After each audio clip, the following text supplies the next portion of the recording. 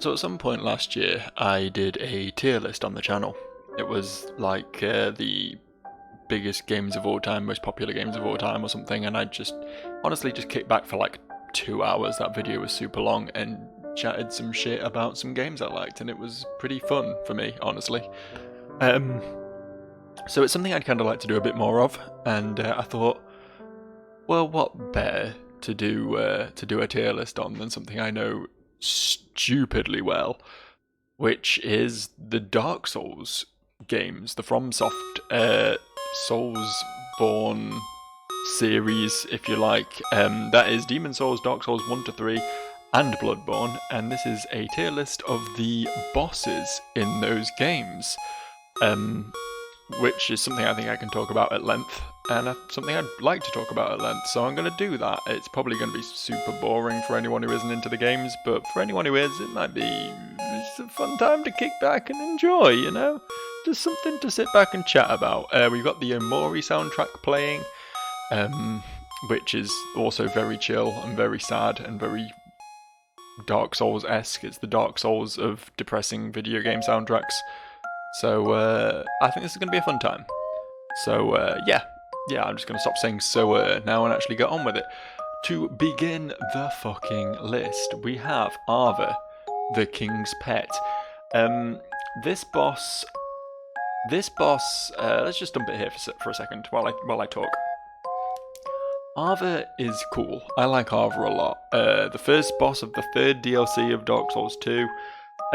It's one of those big animal bosses where the idea is you hug its crotch and hit it with a big weapon a lot.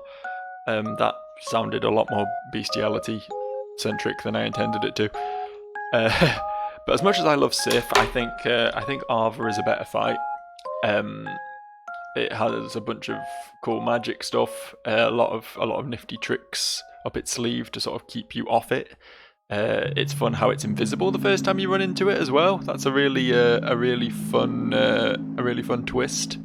You have to do some cool shit in the level. The whole level of that expansion is based around making the bosses of that level easier, which is really fun. I think you can literally just go straight to the bosses if you want, but there's a bunch of stuff you can do to make the bosses easier. So I think it's fun conceptually. It's a cool design. It's a big white tiger, which is very neat. Yeah, it gets a big thumb up from me, honestly. I'm torn between A and B for Arva. Like, it doesn't really have a lot of lore tied to it, which is sort of the only thing holding it back, really, in my view. So I think we're gonna leave it at B, but it is very fun. Next up, we have the Adjudicator. For me, Adjudicator is an A. It is straight up an A boss fight. It's one of the first bosses you encounter in Demon Souls, and it's just so fucking off the wall. It's so fucking batshit. The whole design is just this massive, like, horrible, obese monstrosity that you literally can't damage. And the entire boss fight is centered around just smashing a big blade that's already lodged into its gut further and further into it to make it fall over, so you can beat the shit out of the tiny little chicken that is controlling the demon itself. It's completely unhinged. Like it's completely tonally off for the whole From Software catalog.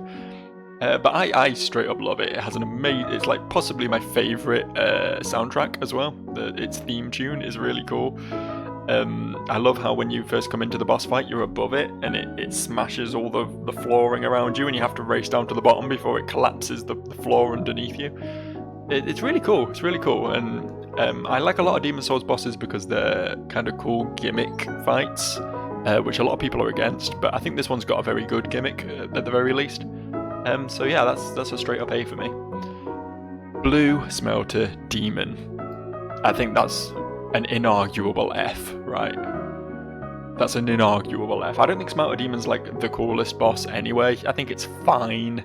It's a pretty cool moment where we'll talk more about Smelter Demon when we get to it itself, but it's has a cool moment where it plunges its sword into its own stomach to ignite the flame. I think that's pretty cool. But it's not the most fun boss to fight against. It's pretty boring, slow swinging, big demon thing. And it's exacerbated by the fact, for Blue Smelter specifically, that not only is it a copy-paste of a previously existing boss, which you've just paid to get as a DLC boss, but also the run back to it is miserable. It is an absolute hell of a journey to get back to that boss fight if you die to it. It's just not fun in any way, and I usually skip it on most playthroughs, honestly. So easy F tier for me. Aldia I will put above the Blue Smelter. I think it's also a very shit boss, honestly. I think Aldia wasn't in the game in Dark Souls 2 to begin with. It was patched in when Scholar of the First Sin released. A game which I've never played, by the way, Scholar of the First Sin. I've only ever played Natural Dark Souls 2. But Aldia is cool from a lore perspective, right? He's this horrible monstrosity. He's essentially made himself immortal. He's like really knowledgeable about all the cycles and concepts of Dark Souls, and I think he adds a lot to it as an NPC. When he shows up as an NPC throughout the game to sort of guide you along your path, I think that's very interesting. When he shows up as a bonus boss at the end of the game, after you've already fought 2 bosses, and he is just the most underwhelming boss fight in the world, like, he just may as well not be there. Like, best case scenario, he's going to kill you annoyingly after you've just fought 2 bosses by some cheap bullshit. One of his random projectiles is going to hit you, and then you'll restart and go in and kick his ass. Otherwise, you'll just kill him and not give him a second thought. Like, I don't rate him at all as a boss fight. And it's cheapened further by the fact that, you know, his arena is exactly the same as that of 2 previous bosses, because you've just marathoned 3 bosses in a row in order to do this. So, no, not great. Amygdala. First Bloodborne boss on the list. I'm going to put Amygdala at a B. I like Amygdala. I think he's cool. There's one in the Chalice dungeons which we don't talk about, but the normal fight of Amygdala is pretty fucking cool. Just like you've seen these things, these giant like horrific eldritch horrors just lurking around in the game. Sometimes they shoot lasers at you, sometimes they're completely indifferent to your presence. And then you stumble into this arena, and this one just sort of drops out of nowhere to fight you, and it's truly a moment. It's truly a moment. I just have to keep turning this music down because it fluctuates a lot. Sorry, the volume on this album is all over the place. But yeah, it's a cool fight. I like how it's got a lot of reach. It covers its area well. You have to be constantly on the move, constantly keeping an eye on what it's doing. It has lasers to shoot at you and stuff. It's fun. It has a lot of tricks up its sleeve, and it's a fun boss fight to do. So I approve of Amygdala. Ancient Dragon, easy F tier, possibly the easiest F tier we will see in this list. I definitely hold that the Ancient Dragon is the worst boss fight in all of From Software's back catalogue. Even in all the games I've never played, even in Kingsfield, Ancient Dragon is worse than anything. It's worse than everything. It's such a shit fight. Like, it's optional, completely optional. Like, he's a friendly NPC who will only fight you if you hit him. Fair enough. Like, I get that, but it's so criminal how he is like the epitome of the bullshit difficulty that people like to paint Dark Souls with. All the health in the world, all the damage in the world, attacks that even if you perform the evasive maneuvers perfectly, you can sometimes still be hit by the fire breath. It just will sometimes hit you anyway. And if you don't have like all the fire resistance ever, or flash sweat or something up, it will just one-shot you. It's absolutely criminal that boss is even in the game. And the fucking reward for it is a single giant soul. Which just the only purpose of those giant souls is to make another boss, which you will have definitely already killed by the time you fight Ancient Dragon, a little bit easier. That's it. I don't understand. I don't understand. I've killed that boss once and I never had any desire to do it again. What are we looking at here? I can't tell what this is. Shit. It's something with wings. It's some winged thing. I'm assuming it's a Dark Souls 3 boss, considering a lot of them seem to be represented by their trophies. But I have no clue what this is. We'll have to come back to this, because I actually have no fucking clue what I'm looking at there.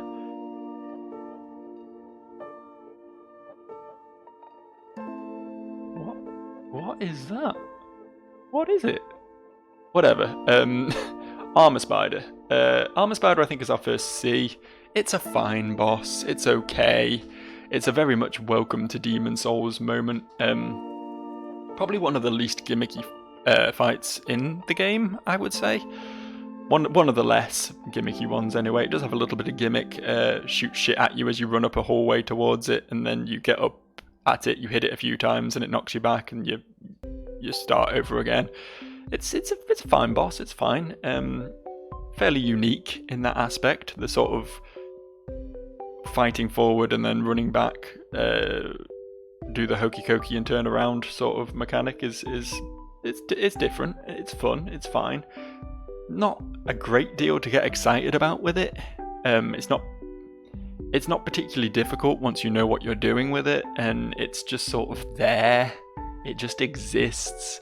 Like, I never have that moment when I'm approaching the Armor Spider and I'm like hyped up for a boss fight, you know. I'm just there to get it done and move on with my life. So yeah, I think that's a pretty even C tier for that one. This is my boy Artorias. This is a tough one for me. This is definitely a tough one for me. Originally, when I first fought Artorias, there was no argument he was an S tier. No argument. Artorias was the first... I would describe Artorias as the first proper test of skill, man v man, dodging, thrusting, rolling out the way, getting a cheap hit in, backing off, healing quickly, dodging round, full like proper melee fight, if that makes any sense. The first one in the Souls series. Prior to that, there'd been others that had attempted that sort of thing, like Gwyn, but Gwyn was basically you just parry him and he goes away, right? Artorias, there wasn't really an answer like that. You just had to be good at the game and play well for it, right? And I appreciated him for that at the time.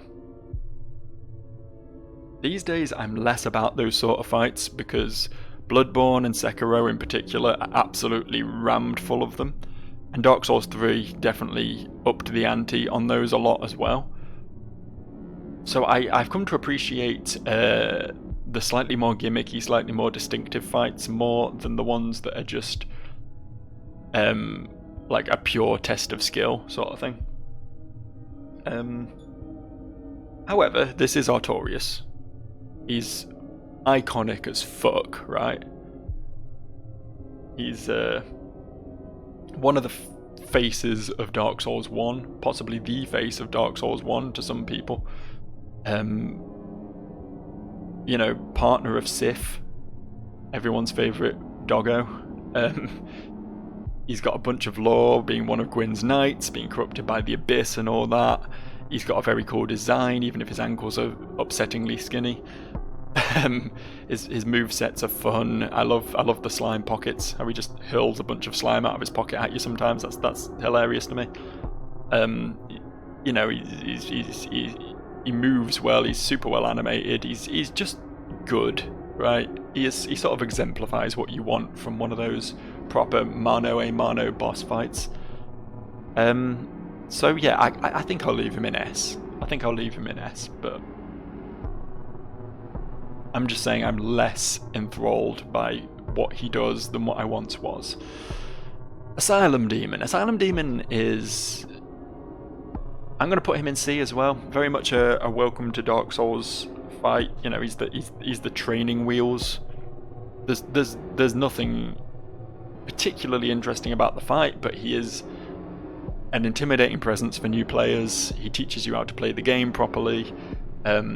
He's got the very cool plunge opening, which is cool, and again, tutorializes a lot of the game's. Well, that was a shift in musical tone, wasn't it? Tutorializes a lot of the game's ideas and everything. He's very cool. It's a shame that they copy pasted him a bunch of times throughout the game, but he himself, I can't fault. I think he's a perfectly serviceable first boss. So he goes there. Bed of Chaos. I mean, it has to be an F, right? It has to be. I rate this higher than the Ancient Dragon. Probably rate it higher than Blue Smelter as well, because I'm quite partial to a gimmick fight. I just think the gimmick is bad. That's the only slight problem there with Bed of Chaos, is that the gimmick is bad. And it's after quite a shittily designed area as well, which is unfortunate. I love the lore, the Witch of Izalith and her daughters, and the recreating the flame and all that. Everything around the Witch of Izalith is very cool. It's a shame it wasn't done justice by the game design. But yeah, like, the only bosses ever, I believe, to have like checkpoints, because it's got such bullshit design that they had to checkpoint it, so that when you come back in, you'll be able to keep some of your progress, because it's such an asshole of a fight. And I think that really says everything you need to know about Bed of Chaos, that it's the singular boss that they had to do that with. Belfry Gargoyles, easy A. Easy A. Such a iconic moment when you're crossing that rooftop and the first one comes down and you're fighting it, and it's very dramatic, very high stakes and everything. You can see that first bell in your sights, and then the other one comes down, and suddenly you're in full panic mode. You're having to deal with two of these motherfuckers. It's beautiful, absolutely fucking beautiful. And I've just realised that's not the Belfry Gargoyles, is it?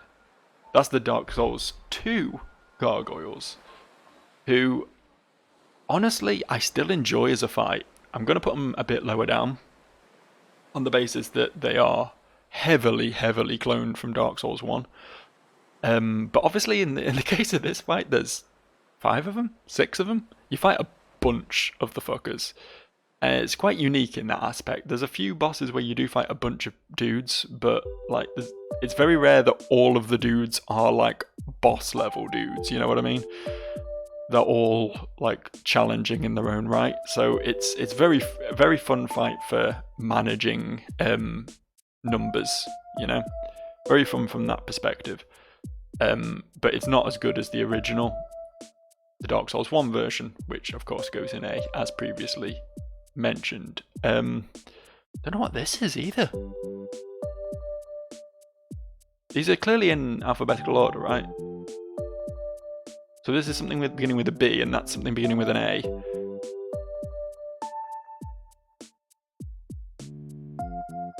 This ain't going great. I'm gonna have to like see if I can work out what's missing as we get towards the edge of this list, because right now I've got no fucking clue. That is the Bloodstarved Beast, however. Bloodstarved Beast is great. Is it another A? Not quite. I'll put it in B. Bloodstarved Beast is a great fight, though. No, you know what? We'll give it an A. We're being too stingy here. Bloodstarved Beast deserves an A. It's such a cool fight. It's like the first super aggressive thing you fight in Bloodborne. It's such a frantic slash fest, you know, dodging out of the way of all of its attacks and getting cheeky hits in when you can, trying to manage your poison meter, which keeps going up. And then it's got like 3 phases. Each one gets even more aggressive, and then it starts spraying poison everywhere, and it's an insane fight. It really is, and I do love it. Also, horrible skin flaps. So from a design perspective, that gets a plus from me. This is a dragon. It's a dragon, is what it is. Is it the...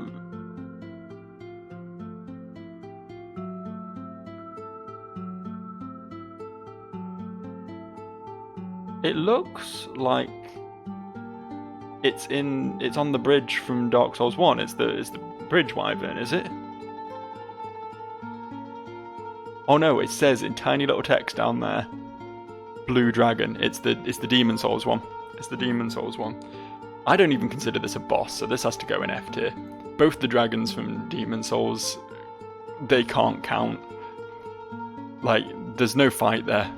There's no fight there at all. You avoid their attacks. They're fun obstacles on the levels they're in. Don't get me wrong. I appreciate them for that. They really drive you forward. They really apply the pressure throughout their respective levels. But to kill them, all you have to do is find a place where you can see them and shoot a billion arrows into them. Because there's no way you're meleeing them. There's no way you're casting a spell on them. There's no combat there. You just cheese them to death, and that is it. And that is not a good boss fight. So sorry, Blue Dragon, you don't get shit from me, mate. This is the Old Ivory King, which confuses me because I thought these were in alphabetical order. But that's definitely the Old Ivory King, right? He's an alright fight. I don't rate him super highly. Him personally is the thing. I like the beginning of the fight. It's in two stages, right? And the first stage, you fight a bunch of his knights. And again, this is the same DLC as Arva, the King's Pet, where you go through the level and you can collect up knights of your own to fight against his knights. And it's a cool concept. I do very much enjoy the way the level interplays with the boss fights like that in this DLC. So I very much like the first half of it, where it's like this all-out brawl between two factions of knights. He himself is fine. Again, he's sort of what I was talking about with Artorias, with a lot of these fights just boiling down to you versus a big man with a sword and trying to outplay him. They're fun when you play them, but they never really seem that original anymore, and I don't really get as excited by them as I once did, so I can't really justify putting him higher than a B. For the most part though, cool boss, generally. Certainly not down here anywhere. Capra Demon I'm putting in D tier. I think he's slightly better than this trash, but he's not good by any standards. Capra Demon is essentially a normal enemy from later in the game, stuck in a tiny room with two pet dogs. That's it. That's the whole gimmick. I feel like if the game had maybe had more development time, more money, Capra Demon wouldn't have been there, and it would have been something a bit more unique instead of just a Capra Demon. I do like his design though. He's very cool. The two big machetes and the goat skull and everything. I think he's a very intimidating figure. And when you first run into him, he is a good gatekeeper. He does sort of force you to be this good to pass, if you know what I mean. You have to really use the terrain of the tiny little box room he's in to your advantage in order to pick off both the dogs before he can smash you with his big swords. So there is like a degree of like teaching the player how to strategize properly in a boss fight, to manage multiple opponents and everything. There is a degree of that, and I appreciate him for that. But he is a lackluster, to the point of aggravation, boss fight. So D tier for sure.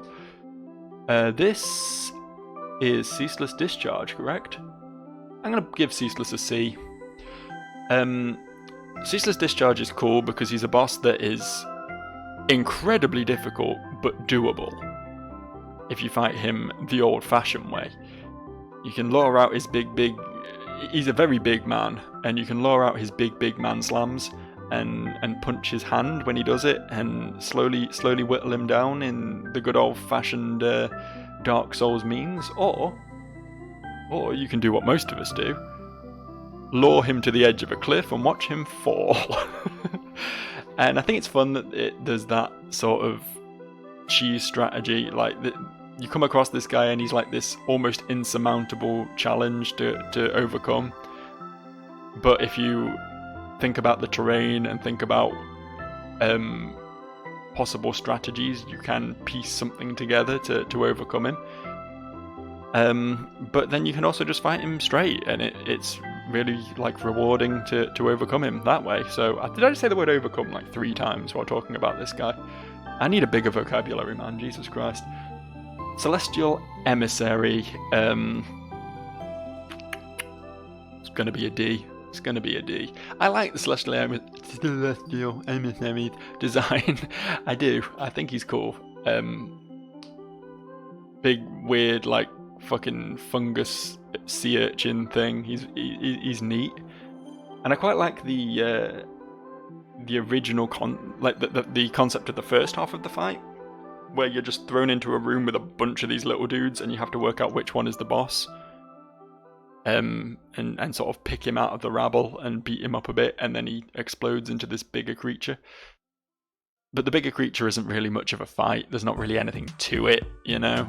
I think he has some projectiles or something. I barely remember.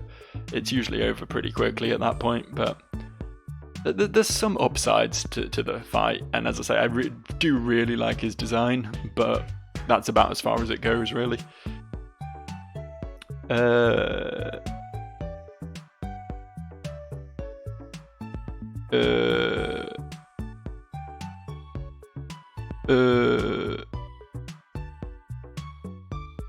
A lot of these pictures aren't super helpful. Hold up.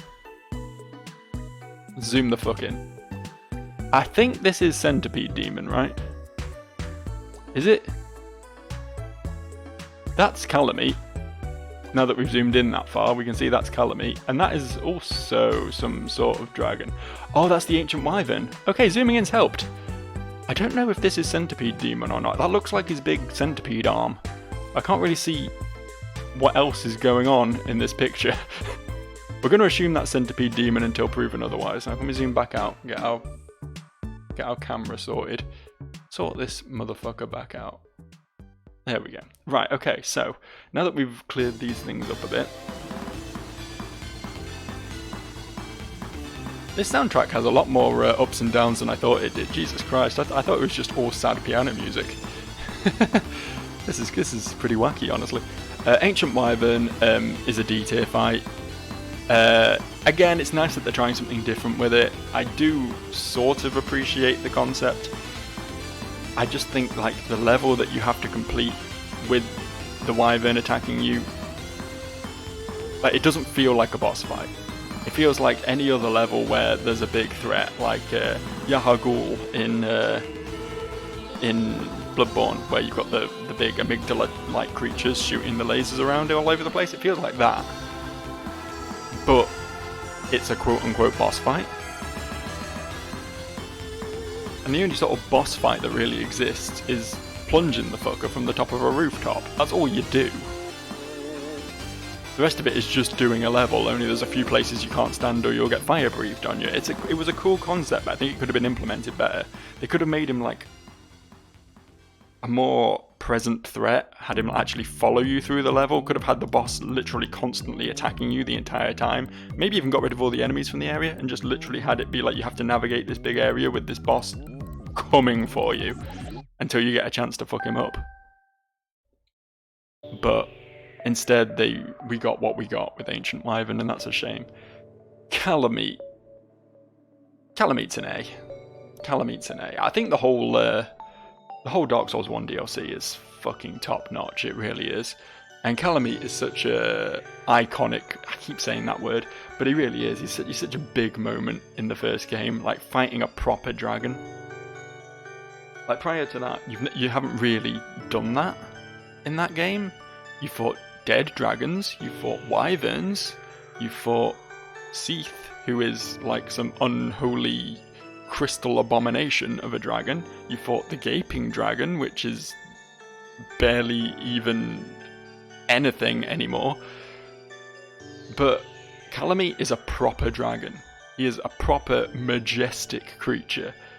And he's got a bunch of cool skills. He's got his little fucking eyeball levitation ability. He's got big fiery breath drive-bys and everything. Again, I feel like I got bored of fighting dragons after we did it time and time again in the other games, but originally, Calamite he felt original and he felt like big as well. Excuse me, coughing. But that's the amount of emotion brought out of me by talking about the almighty Calamite. Also, I mean, who doesn't love the cutscene when Hawkeye Goth just fucking hammers him out the sky with that massive bow and arrow? How good is that cutscene? I do love some Calamite. Centipede Demon. Oh, can we even push him to C? Yeah, I think we'll give Centipede Demon a C. I think I'll be generous. He's probably more realistically a D, but I do enjoy him more than any of these. I like the lava management, the fact that you have like a very small space to play with against Centipede Demon, although you can cut his hand off and that gives you a ring, which will then allow you to walk in the lava, and that will make life a little bit easier for you, right? So that's fun. His move pool isn't particularly exciting, but he does again have quite a fun design. I do like how he's all wriggly parts and twitching bits and just fire everywhere. He's fun. He's fun. Probably the best of the bosses in Lost Izalith, but that's not saying much. No, in fact, we'll bump him down to a D. I think the best part about him is his arena and how you can sort of improve life for yourself by targeting a specific body part of his, but honestly it's very rarely even worth doing that. Champion Gundyr, B. I don't like the original Udex Gundyr. I find him very underwhelming. I think it's cool when he transforms, but once that moment's over it's just more big slow swings. Champion Gundyr is very different. He's way more aggressive. He's got this really annoying back kick move that just comes out of nowhere. He's quite a challenge, genuinely. Probably one of the more straight up get good fights of Dark Souls 3. You just have to know how to play the game to beat him, and I respect that. And it's cool that he's essentially like, you fight him originally as Udex Gundyr back at the start of the game, and he's like a hollow shell of his former self, overrun by the pus of man and all that. And you get to go back and see him in his glory days, and he's just an absolute fucking truck. It's pretty cool. Pretty cool. I appreciate him for that. It's her. It's she. It's the spider waifu. She's an S. She is. I'm sorry. There's no argument to be had here. Like, it's not just because she's got her tits out, right? She's just such like a figure in Dark Souls 1. She really is. She's got the whole like story going with her sister, where she's trying to keep her alive by feeding her humanity and everything. She's got obviously the ties to the greater lore of Izalith by being one of the daughters of Chaos. She's got this really cool fucking spider. she's half fucking spider monstrosity that spits lava everywhere. And again, I feel like she could have been handled slightly better in that I think the lava pools should stick around longer and it should become more of a space management sort of fight. But aside from that, she does have a bunch of moves. She's got quite a wide move variety, which is quite rare in the first game. I think a lot of the bosses in that were very straightforward, but she has quite a lot of options under her belt. Most of them being literally under her belt because they come from her spider. She's got a big flaming sword. She's Quelaag. What more need I say? She's like the reward for getting through Blighttown. Cleric Beast. Cleric Beast is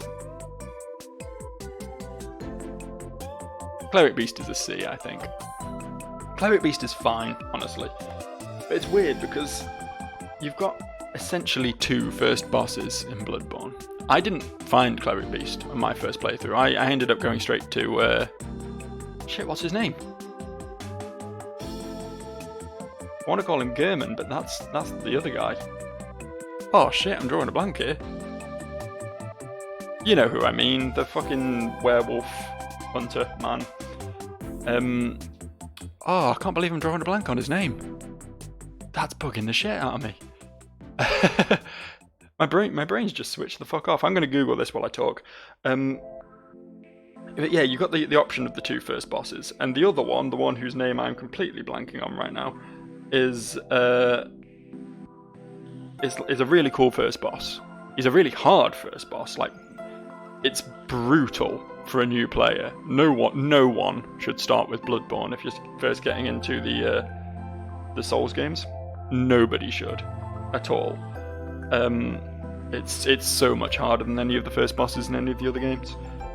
But he has like fun mechanics. He has got the plot twist of turning into a werewolf and everything. Cleric Beast is just a big monster, you know. And it's cool when you walk out onto that bridge and you don't know what's coming, and then he just leaps off the higher part of the city and lands in front of you, howls. He's this big scary monstrosity. He's got a big intimidation factor. I'll give him that. Father Gascoigne, that's the guy's name. Finally found it. Yeah, he's got the intimidation factor, but the fight is kind of underwhelming. Once you know how to play the game, he's a bit of a steamroll. And before you know how to play the game, it feels, again, quite brutally difficult. So I think he's weird from a sort of difficulty curve perspective. I'm not huge on his design. It's fine, it's serviceable. It just feels like another Bloodborne design where it's a big wolfy monster, you know. But he's fine. He's alright. He's a C tier, you know. Do you know who's not a C tier? Do you know who's fucking not a C tier? I'm drawing a blank on his name. Is it Covetous Demon? I wanted to say Corpulent Demon because he's a fat bastard, but he's actually called the Covetous Demon. Covetous Demon is a weird one because you get to that point in the game, and honestly, I think the level design around there is quite good. I like Harvest Valley. I like Earthen Peak. I think that's one of the stronger moments in Dark Souls 2. But this guy's just sort of there, isn't he? You go through a fog door and he just sort of rolls around on the floor until you kill him. He barely even tries to attack you. And there's this weird like additional mechanic where you can shoot pots. I didn't realise this till quite recently, but you can shoot pots out of the sky that are like chained up to the roof. And they'll drop a corpse on the floor and he'll get distracted and go and like eat the corpse and you can get a load of free hits on him. Why does that need to exist? That's a cool mechanic, but why does it need to exist here? The dude doesn't attack you anyway. He just rolls about. It's such a weird boss fight. The design's alright. I'm not against the idea of a big like slug demon, but beyond that, he's got nothing. Hey, look, it's another waifu. I'm going to be controversial here and put Priscilla in B. I like the painted world. I like how she's been sealed away in there because she's an abomination, being half dragon, half woman, and all of that. I think that's fun. That's a cool concept for an area and a boss. I like how she's one of the only bosses in the entire series, possibly the only boss in the entire series. No, not the only, but one of the only bosses in the entire series, who you can just like have a chat to and leave. You don't have to fight her if you don't want to, and she actively, you know, discourages you from doing that by being quite pleasant and amiable to you. I like how she has the ability to go invisible. I think that's a unique trait. But beyond that, there's not really much of a fight there. All she does is just occasionally swing a scythe in front of her. That's it. That's it. She barely even like tries to hit you. Now, to be fair, we'll put her up to A for all the positive reasons I just said. But as a fight, it's a whole lot of nothing. It really is. As soon as you like realise she's leaving footsteps in the snow, so that footprints, I should say, in the snow, so you can work out where she is at all times. There's nothing there anymore. It's literally just swing at the place where the footprints are and you win. But you know, it was an interesting concept. Crystal Sage, Crystal Sage is probably better than these, but it's not, it's not a fight I get particularly interested in. I feel like that's what C is for me. It's fights that I can accept are cool in their own right for some sort of reason, but I just really don't care about. I just do them and move on with my life, you know? Crystal Sage is very much one of those. It's a character with like no identity, really. It's just some wizard you sort of stumble into. It seems very out of place in Fahrenkeep. When there's these big themes of poison and corruption and like the whole Hunters Covenant, the Watchdogs of Farron and all that, like, and then there's just this wizard who's just sort of there, and he's alright. I quite like the whack-a-mole aspect of him, where he creates a bunch of clones and you gotta figure out which one he is. Like Pinwheel did that previously, but he does this a lot better, which is nice. He is basically the improved Pinwheel, I suppose. But the thing is, Pinwheel had some degree of character. This guy is just a big guy in a big hat, you know. There's not really much to his visual design to get excited about, but he's fine. He's a fine fight. This one's probably quite controversial, but I quite like the Curse-Rotted Great Wood. Quite a fan of that fight, honestly. It's cool how fucking massive it is, and how it just sort of lumbers about trying to hit you. How it's not particularly very good at that. How you have to hit the weak points because the rest of it is just like solid, hardened wood. How there's just a bunch of dudes who just keep trying to attack you and just keep getting accidentally mowed down by this dude all the time. It's a cool concept, and just the idea that, like, from what I recall, like the lore behind the guy is that there's like a bunch of cursed items, and they just decided, fuck it, these are just bringing us nothing but bad times, so let's just stick them in this tree. And then the tree just straight up got corrupted by the items and ended up fucking everyone up anyway. I think that's cool. I think that's a cool concept. And it's also just like a holy shit moment when you walk into that boss arena and you can't see a boss, and then the tree in the corner just stands up.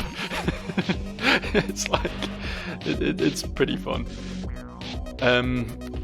Another very B fight for me is the Dancer of the Boreal Valley. She's fun. I don't think she's very hard. I think that's probably because she was designed that you can, if you want to, take a pop at her right at the start of the game, so they decided to make it so that there's some possibility of victory there. But when you actually come to her at the appropriate time, there's not really much of a fight there. She's very cool, she's very flashy. I like her sort of, how she does sort of resemble like a belly dancer, or, you know, one of those sort of harem girls or whatever. She has all these like graceful pirouetting moves and stuff. She's cool from a design perspective, less so from a fight perspective. Gwendolyn is another one who's, I think I'm going to give him an A. He's another slightly gimmicky one, running down the infinite hallway after him all the time. Man made of snakes shooting shit at you. In fact, in many ways, he is, like Crystal Sage is an improvement of Pinwheel, I would say Gwendolyn is like an improvement of Armor Spider. He's a more sort of lore important figure, being the son/daughter of Gwyn, and I love how he's got the whole thing going where he's projecting the image of his sister, and he's recruiting people into the Blades of the Dark Moon to do his bidding and everything. I think he's a cool character, and his boss fight is not super exciting, but it's something different, and I think it spices the game up a lot. So I'm glad he's there. Dark Beast Parl is very much one of these. He's very much one of these fellas. He's one of those fights you don't know you've done half the time.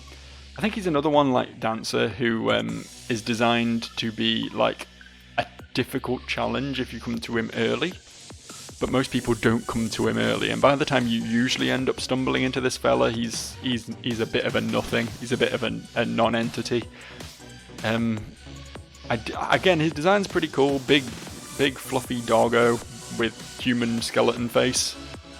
Interesting design for sure, and his whole lightning harnessing powers are fun, but the fight itself, like once you've reached him, I feel like you've overcome challenges worse than him, and you're able to just sort of make short work of him, I find. The Dark Lurker is actually one of my favourite bosses. I think I'm willing to put Dark Lurker in A. The only thing I dislike about the Dark Lurker is how long it takes to actually get to the boss.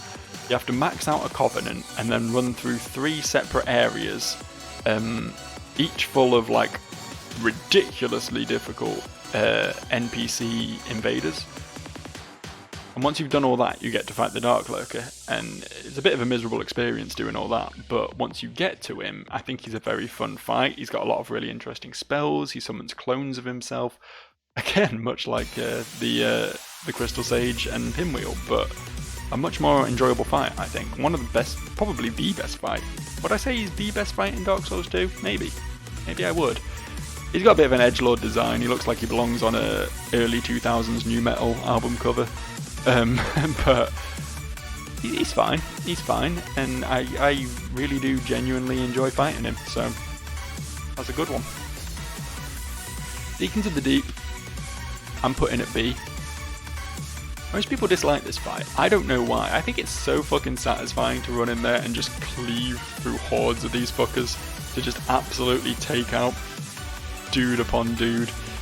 And obviously then you got the Pope himself popping up and his army of fat men launching themselves at you, which is honestly quite entertaining.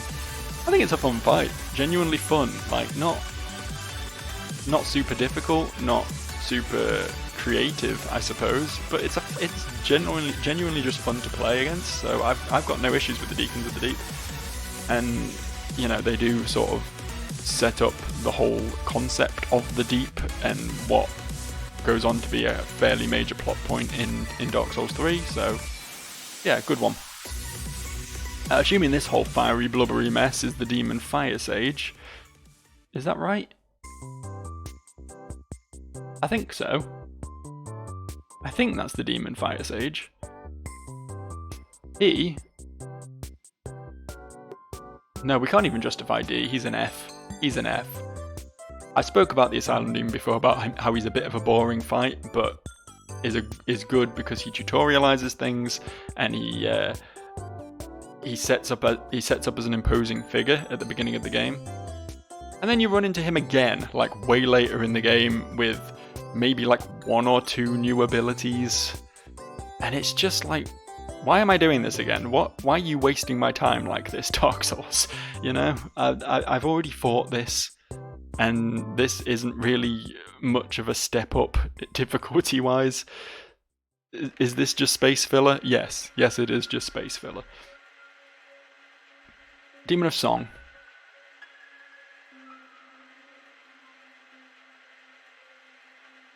I'm gonna give Demon of Song a B. I'm giving Demon of Song a B.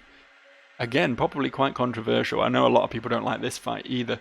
I think it's alright, honestly. It's alright. It's not that exciting, but I do really love the frog with a human inside its mouth design of it. I love how it sings. It's got like this angelic voice, and then you walk up to it and you're like, holy shit, what is that? It's like a siren from the Odyssey or whatever. And I think it's actually quite nice that it's a relatively easy fight, considering what an absolute chore the Shrine of Amana is. And getting through that zone only to be faced with a ridiculously difficult boss would actually be a super miserable experience. So it's quite nice that you show up and just put this thing out of its misery. And it's not completely without its charms, you know, it has, it's able to go invincible, it's able to leap across the arena and shoot water at you and flop on you in a big, ridiculous, gravity-defying slow fall thing, which is quite entertaining. I do quite like the Demon of Song, so it's a B from me. We're actually getting to the point now where I'm going to have to zoom this out a little bit. Yeah? Yeah, is this alright? This seems alright. The Demon Prince. I'm not a big fan of the design of this. They obviously just like took the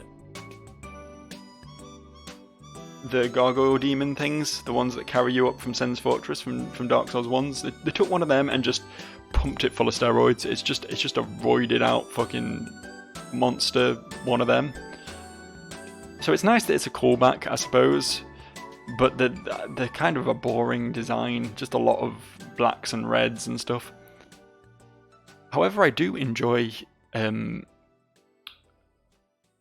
lore to a degree of it,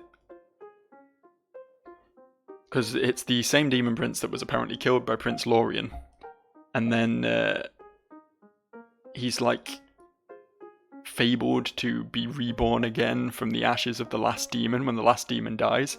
And when you drop into the arena, you fight the demon in pain and the demon from below, the two remaining demons here at the end of the world in the Ring City, or just outside the Ring City, in fact.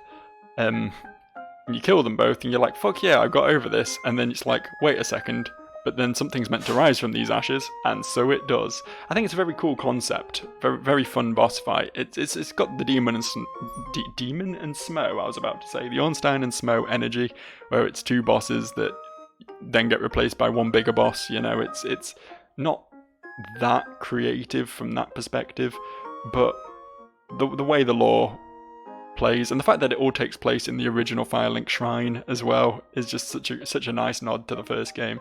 I have to put this at A. What are you? Oh, are you the Dragon God? You're the Dragon God, aren't you? I don't mind the Dragon God. The Dragon God's fine. It's nice that he's the big scary dragon who does the roar in the Demon Souls trailer, you know, the one. He's also the guy who fucking puts you in your place if you dare to beat the Vanguard demon at the start of the game, which is quite funny. So then when you actually come to fight him, it's nice to actually be like, hey, you're the guy who's been tormenting me throughout this game in odd occasions. So it's nice to actually put him down, and the way you put him down is actually kind of cool, honestly, how you impale him with those chains and everything and then just beat the shit out of his face.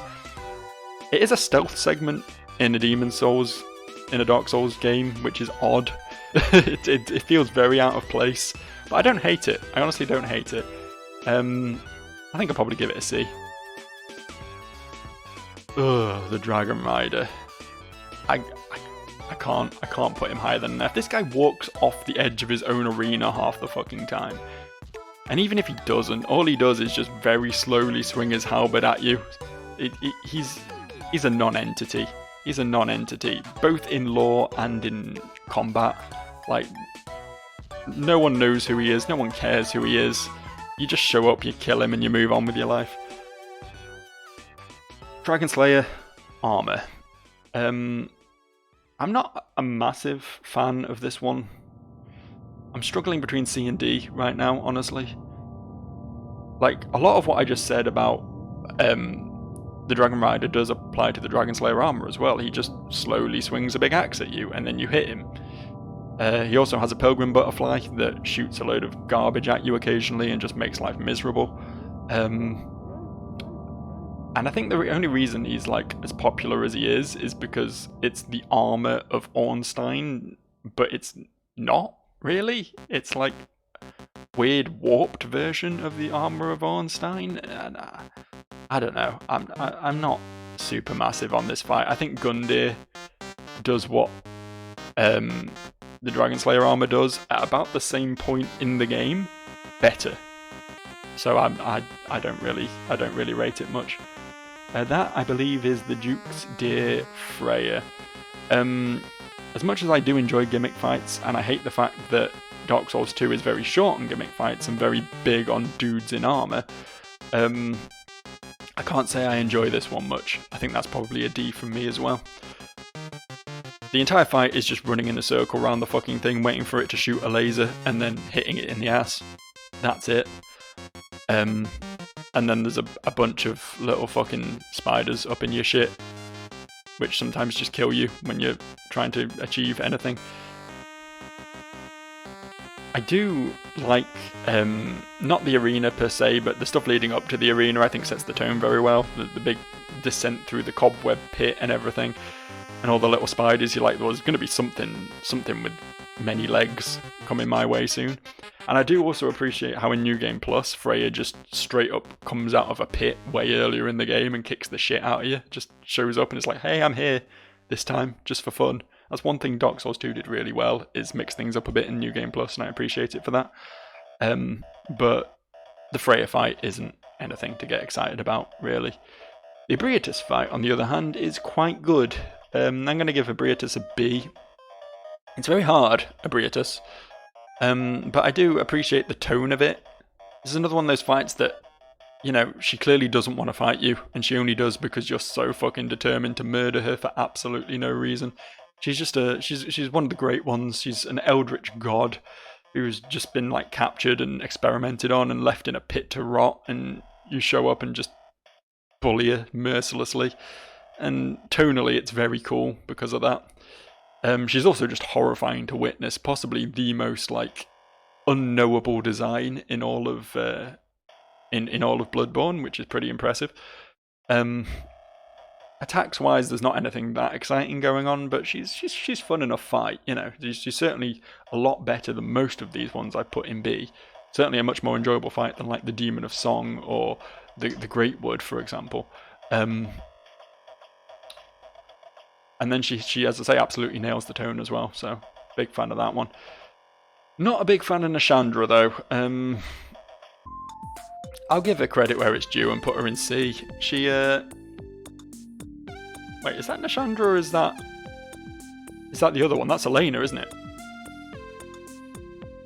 I think that's Elena, the Squalid Queen. I believe. Let me just have a little nosy down here, see if I can spot Nashandra to completely confirm. Yeah, there's Nashandra. Yeah, this is Elena. This is the Squalid Queen.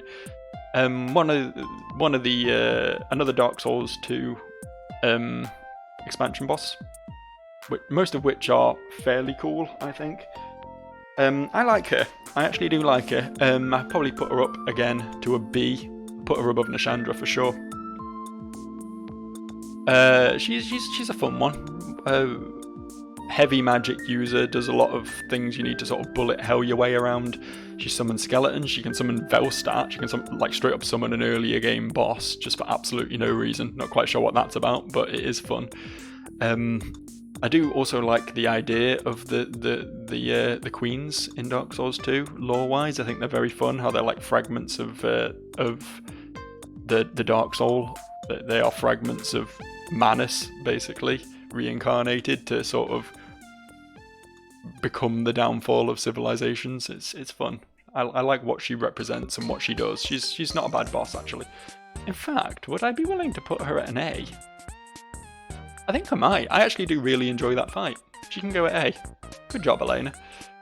Executioner Chariot. Executioner Chariot is miserable. Executioner Chariot gets an F from me. I do like the design. The big nightmare horse and the dude riding a chariot being dragged along in a big circle, just a pit of fucking suffering. It's cool, tonally and everything. But goddamn is that fight miserable. Like, that thing will one-shot you. It will just one-shot you as you're trying to make your way around, dealing with endlessly respawning skeletons and the necromancers that respawn them, to get to the point where you can close a gate on the fucker and then just fight a horse. And the horse fight is pretty lame. Like, after all that, after all the fucking misery you do to get to it, it's just a horse. It tries to headbutt you a few times and then you kill it. Like, nah. And that's not even touching on the corpse run every time you die, that you have to go past like 6 of those asshole dudes. The ones with the whips, you know who I mean. Nah, not a fan of the Executioner Chariot at all. Old King Allant. Where do we put Old King Allant? I think a B. It's nice that he's one of the only, like, knight fights, if you like, who shows his fucking face. You know, he's not just an armor set that you're fighting. He is a man, you know. He's a dude. He has an identity. And even though it's not actually him, turns out, plot twist, I know, but it's not actually him you're fighting. He's an imposing figure, and he's a pretty suitable last boss. I like that he has an ability that can literally level down you. If he hits you with his grab, he sucks levels out of you. I think that's pretty ingenious. I see why they never did it again, because it's quite depressing when it happens, but it's something that really makes him feel like a threat, you know. And he's got quite a varied move pool, a lot of big leaps and magic abilities and things and fun sword combos. I think he's a fun fight. He's a fun fight for sure.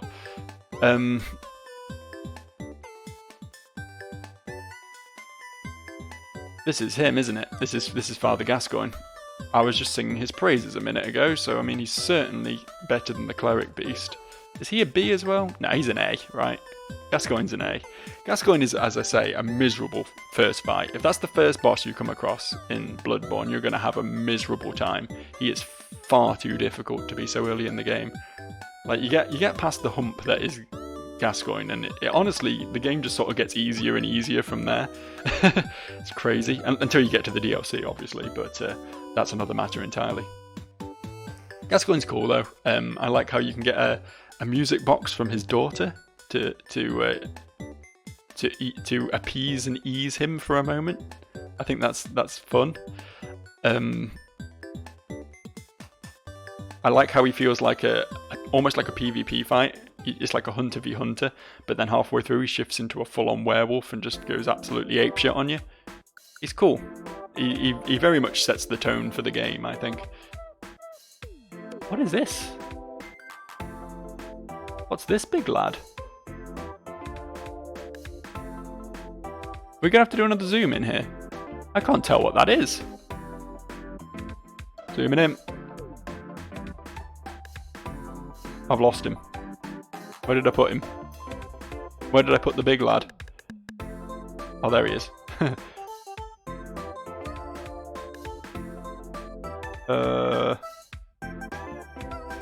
I still can't tell what this is.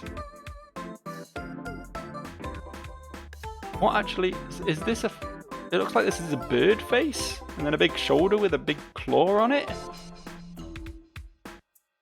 Or is it like a dragon and this is its neck? I have no fucking clue what this is. Who was the last one we fought? Fought? Fought isn't the word. It does feel like a bit of a fight sometimes though. The last one was Gascoigne, right? So this is something beginning with a G, or no, an F for Father Gascoigne, that makes sense. I have no clue what that is. Even after the zoom in, I'm still clueless, so we'll have to come back to that, I suppose. Flexar Sentry is a bit shit, isn't it? We can just about justify a D tier because it isn't too miserable, and I do like its design. Like the mechanic where the water's slowly rising when you're fighting it and it slows your roll would be good if it went a bit faster, because you've normally killed the guy like 10 minutes before that's even going to be a threat. I do enjoy that it has two completely different movesets depending on which side of it you're facing. That's like, if they'd done that with Freya, that would have been a lot more interesting. And honestly, like the whole pirate theming and it being in the bilges of a boat for absolutely no reason is quite nice. It's a pretty cool aesthetic. But like, we have no clue what the deal with the dude even is lore-wise, and the fight's really easy and not particularly interesting, and he just becomes a normal enemy later in the game, and not even that much later in the game either. So yeah, I can't really put him above a D. Fool's Idol. I really like Fool's Idol. I'm going to give Fool's Idol an A, I think. I am putting an awful lot of the waifu characters, I note, in A, and it's not my fault, I promise. Fool's Idol's great though. Absolute dick move of a boss that you just can't kill her unless you go out of your way to find the dude who's keeping her alive.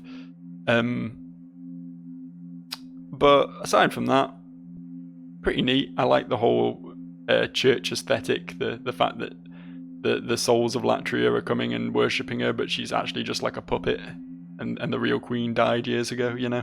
I think that's fun. Very much like the church as well. It's just a nice looking arena to fight in. And then she's got the whole sort of memory game aspect where she where she like plants traps on the ground and you have to remember where she's put them. And I think she's a fun boss. I like her. Four Kings, on the other hand, are not, and I don't. I think D is probably the best we can do for him. The Four Kings are sort of made up to be this big, grandiose thing. You hear a lot about them, how they embraced the Abyss, and how New Londo had to be flooded to purge the bullshit they were doing and everything. And then you get down there, and they're just 4 copy-paste dudes who sometimes there's actually more than 4 of because the game mechanics are dodgy, and you have to go out of your way to find a stupid ring to even get into their arena, or else you just drop to your death trying to go to them. And like, it's just such a damage race of a fight, I find. Like, if you don't kill them fast enough, they're just going to pile up and start hacking into you, and there's not really much you can do about that. And the fact that they do more damage when you're further away from them is just insane. Because it means if one spawns miles away from you, it will just snipe you. It's such a whole weird boss fight, and I don't even like their designs. I think they look really absurd, like they're carved from wood or something. I'm not super keen on them. I'm also not super keen on Fume Knight. I think the best I can give Fume Knight is a C. I know he's like weirdly a fan favourite, and I do think he is very difficult, and it's quite satisfying when you overcome him. But he's such a boring design. He's just another man in armour, and I hate his big stupid fucking lava sword as well. I think it looks dumb. And, you know, he's so relentless.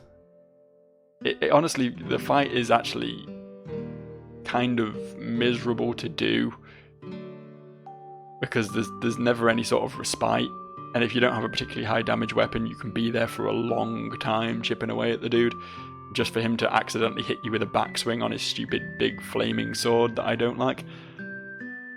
He's fine, he's okay, but compared to any of these, I don't think he holds up.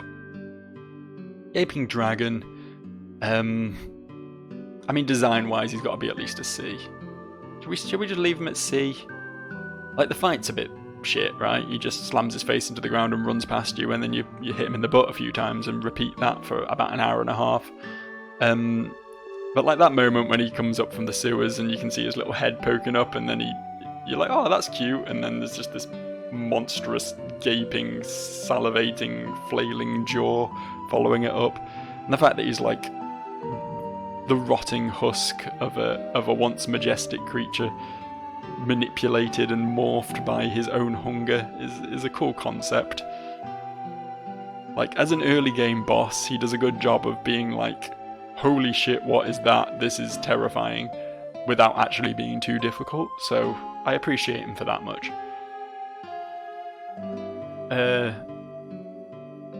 You know what? We're going to have to reshuffle a little bit here. I can't put the Deacons of the Deep and the Demon of Song above Gaping Dragon. They all have to come down to C. They have to. The rest of these, yeah, the rest of these are well deserved. But no, that feels more reasonable to me. Gehrman, the First Hunter. I like Gehrman. I think he's a fraud. I think he's out to claim disability benefits. The fact that he sits around in a wheelchair for the entire fucking game, and then you get to the end and he just stands up and starts flipping around. It's like, what the fuck? Why have you been pulling the wool over my eyes the whole time, you prick? But he is a fun fight. He is, genuinely is. Again, he's another one like Artorias, where he is one of these, like, proper test of skill fights. But because he's like, allegedly, I know there is technically one more boss after him, but he's allegedly the final boss in the game, he sort of justifies being that. And the sort of plot twist that he is the final boss as well is pretty cool. And also just the fact that you can just let him kill you. You can just have the game end there and just be like, hey dude, just end me. I can't be bothered with this. I don't think I can... Maybe? Maybe I can put him in S? Can I put him in S? Can I put Gehrman in S? We'll put him in A for now. We might have to reshuffle him a bit later. The Giant Lord is a whole lot of nothing, really, isn't he? He really is. I'm going to have to go D for the Giant Lord. I do like where you fight him, how you go back into the memory of a giant, and then you go down that parapet, and you've got the big giant head of that statue come rolling towards you and everything. You can see, like, the Forest of the Fallen Giants fall into the ruin that it currently is in the historical events. That's cool. But then you reach the end and he's just sort of there, slowly swinging a sword around. He's like, this is an end game boss. He is one of the last things you will fight in Dark Souls 2. And he's just not really anything. He's just there. You know? Which is a bit of a shame, honestly. I do like how there is possibly a link and that the last giant might be him. There's no hard confirmation on that, but that is a common fan theory. And I do like that, because I do quite like The Last Giant, spoilers. But what I don't like much is the Grave Robbers. I think they're also a D. I don't know, it's kind of cool to have a sort of PvP-ish fight, I suppose, but the way these guys are set up, you got the asshole with the bow who just runs away from you and tries to snipe you while a motherfucking Havel clone is there trying to cave your face in. And the fact that it's clearly not Havel as well is the thing that annoys me. Like, if you want to have a big, heavily armoured dude, don't just slap Havel's armour on him. Do something creative, give him his own armour set, you know? I think it's pretty lame how they fall back on, like, Havel all the time, just because he's a fan favourite. I'm so glad they never did that with Solaire as well. Is this... As the Gravetender's Great Wolf and the Champion Gravetender, I believe.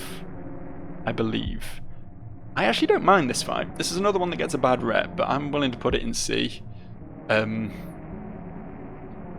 It's no Sif. It's just another big wolf, but I do like how that big wolf like harasses you throughout the zone. He keeps showing up, he keeps having a little pop at you and then disappearing again. I think that's like a nice running theme.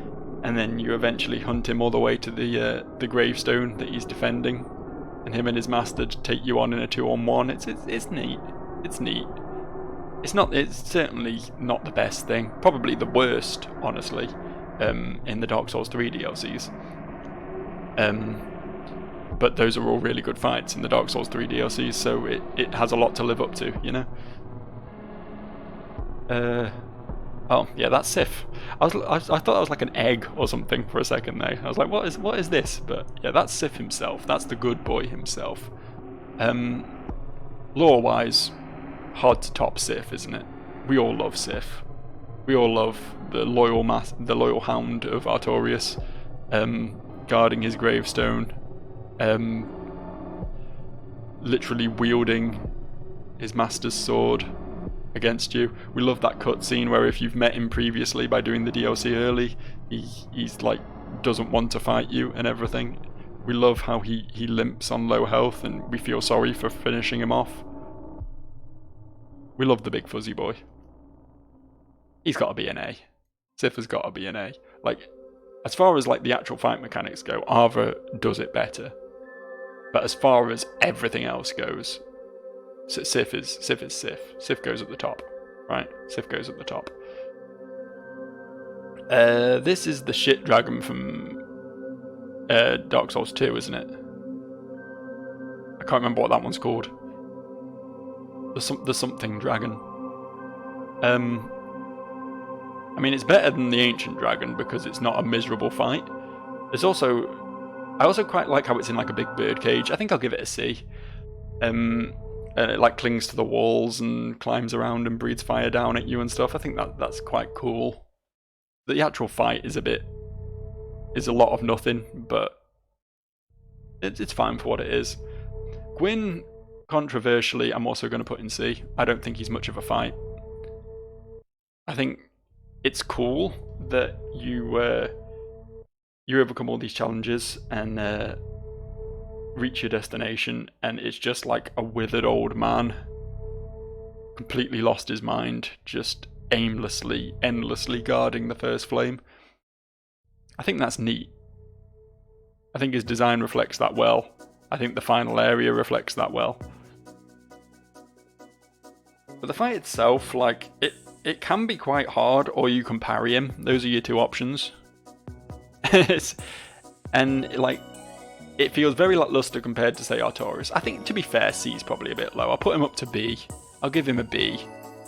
But that's about as high as I can get. It's kind of annoying as well how he doesn't do this. Like, throwing lightning is his thing, and he doesn't do that anymore. By the time you reach him, he's grown out of that. He's too cool for that now. Wolnir, not bad fight. I'll give him a C. It's a gimmick fight, for sure.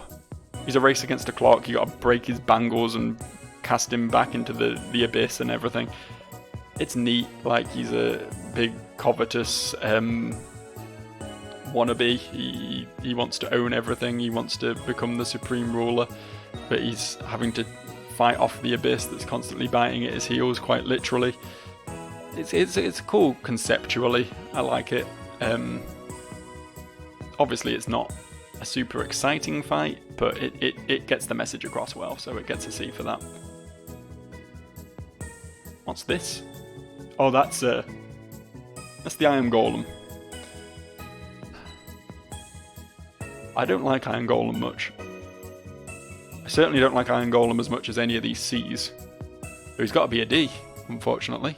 Sorry, Iron Golem. Sorry about that. I don't know, I think it's nice that he's quite a simple, straightforward boss after the hellscape that is Sen's Fortress. But again, there's another fight where there's just not much to him. I'm not generally a big fan of these big lumbering bosses who just slowly smash the ground around them, and all you have to do is keep chipping at their heels until they just give in. I think the Tower Knight from Demon Souls sort of exemplified that and did a good job of it, and then there was just a bunch that wanted to be the Tower Knight and just weren't as good, which is a shame. What am I looking at here? Is that... Oh, that's got to be Udex Gundyr, right? With the Puss of Man coming out of him. What rank did I put Gundyr at? B. I don't even think I put Udex at C. I think he's a D as well. I think he's he's weird because he's another one who's like, he's a lot harder than the Asylum Demon or the Last Giant or Phalanx. He's a lot harder than any of the other like starting bosses, really, much like Cleric Beast is. So he feels a bit punishing to new players. But then just once you learn what you're doing, he's another one you can just straight up steamroll, and there's not really much of a fight there. It's a weird one. Like, he doesn't really tutorialize well, but he's also just not a good fight. So, like, pick a lane, Udex, you know. But I say the coolest moment with him is when the slime erupts. The Orphan of Kos, I honestly don't like. I will give it a C. I'm not saying it's a badly designed fight by any means, and it is kind of sad watching him like crawl out of the decaying husk of his mother and everything, and come swinging a placenta at you. It's gross and it's sad, and it's basically everything Bloodborne's all about. But I really don't like that fight. I'm a big fan of Dark Souls, and I do obviously appreciate it when they provide me with a challenge. But I think they do tend to lean into the prepare to die thing a bit more these days than they ever used to. They do really try to emphasize the whole punishing difficulty, and I'm honestly not a big fan of that. I don't play the games for the difficulty, and I think Orphan of Kos is quite possibly the, if not certainly in the top 3 of hardest fights FromSoft have ever made. And I don't appreciate it, honestly. I think it's quite miserable. I bashed my face into that fight probably 40 or 50 times before I overcame it, and it wasn't a fun time for me. The payoff wasn't worth the suffering, you know what I mean? Last Giant, again, good tutorial boss, honestly. Where did I put Asylum Demon? Yeah, I'll put him in C with Asylum Demon. I think he's fun. Certainly a lot better than his earlier days as the Giant Lord. Just love how they've got this tortured and broken giant tied up in the basement, and he just goes batshit when you show up for absolutely no reason. Again, lending credence to him being the Giant Lord thing. I love how he rips his arm off. He's just that desperate to kill you. He rips his own arm off and starts smacking you with it. It's a fun fight. And again, he's very good as a first boss. He's like not difficult. He teaches you how to pace yourself and avoid attacks and everything. And I think he's very good at that. Hats off to Dark Souls 2 for that one. What is this? What is this? What is this? What are these? We're zooming in again. Oh, that's Lawrence. What the fuck is this, though? What actually is this? It's like a pile of bodies with some slime coming out of it? Oh, that's Leechmonger, isn't it? Still don't know what this is. I still do not recognise this. Is it like a boss I've never fought? Because I do not recognise that at all. We'll zoom back out anyway. We'll keep going. It would be cool if doing this turns out that I've missed a boss this entire time and there's an extra Soulsborne boss for me to fight. Lawrence, I think I'll put him with his friend, the Cleric Beast. He is basically a rehash of the Cleric Beast to a degree. I think he's slightly faster and more aggressive, and obviously does a lot more damage and has a lot more health because he's a lot later in the game. It is cool how he's just fucking chilling there. Like, you think he's a corpse, and then you show up there later and he just wakes up and just goes batshit on you. I also do like how he tears himself literally in half and just, like, bleeds lava all over the floor. Like, the guy is not having a good time. I think he's one of the less exciting Bloodborne expansion bosses, but he's still fun to fight. I think I'd put him at least as good as the Cleric Beast that he is based off. Leechmonger is probably a D, right? Probably a D. No, we'll be fair. We'll put Leechmonger up to C. He does have his own unique leeched status where he covers you in leeches, which is quite fun. It's another one like Adjudicator where you come in at the top of the arena and he's shooting shit at you and you need to get down there and start fucking him up as quick as possible. Not a big fan of how you fight him literally in a swamp. I think he's the only boss that does that, which is quite mean, but you know, as a representative of just the worst filth imaginable, he certainly ticks the boxes, so we'll give him a C. We'll be generous. Living Failures, likewise. I quite like the Living Failures in a weird way. They do their thing, you know. It's one of those group fights that barely even feels like a group fight. It's certainly not as aggressive as the Bell Gargoyles from Dark Souls 2. I do like how they have like a Final Fantasy style cutscene where they literally like summon a fucking meteor swarm and the sky changes colour and everything for it. It's very dramatic, and I like the flower garden as well, like how you've been going up through this ward of experimented on people and everything, and then you see the result of that at the top, and it's just these like husks, these mind rotted, ruined, half alien hybrids. It's cool. It's cool conceptually. And let's face it, they're just the appetizer for Lady Maria anyway. And is that who's up next? Is that actually who's up next? No, is this Lady Maria over here? Ooh, I can't tell. I need to zoom in again. Now that ain't Maria, is it? Who is that? These pictures are fucking garbage. Just want to make that clear. That's like an old... Oh, that's... what's his face, isn't it?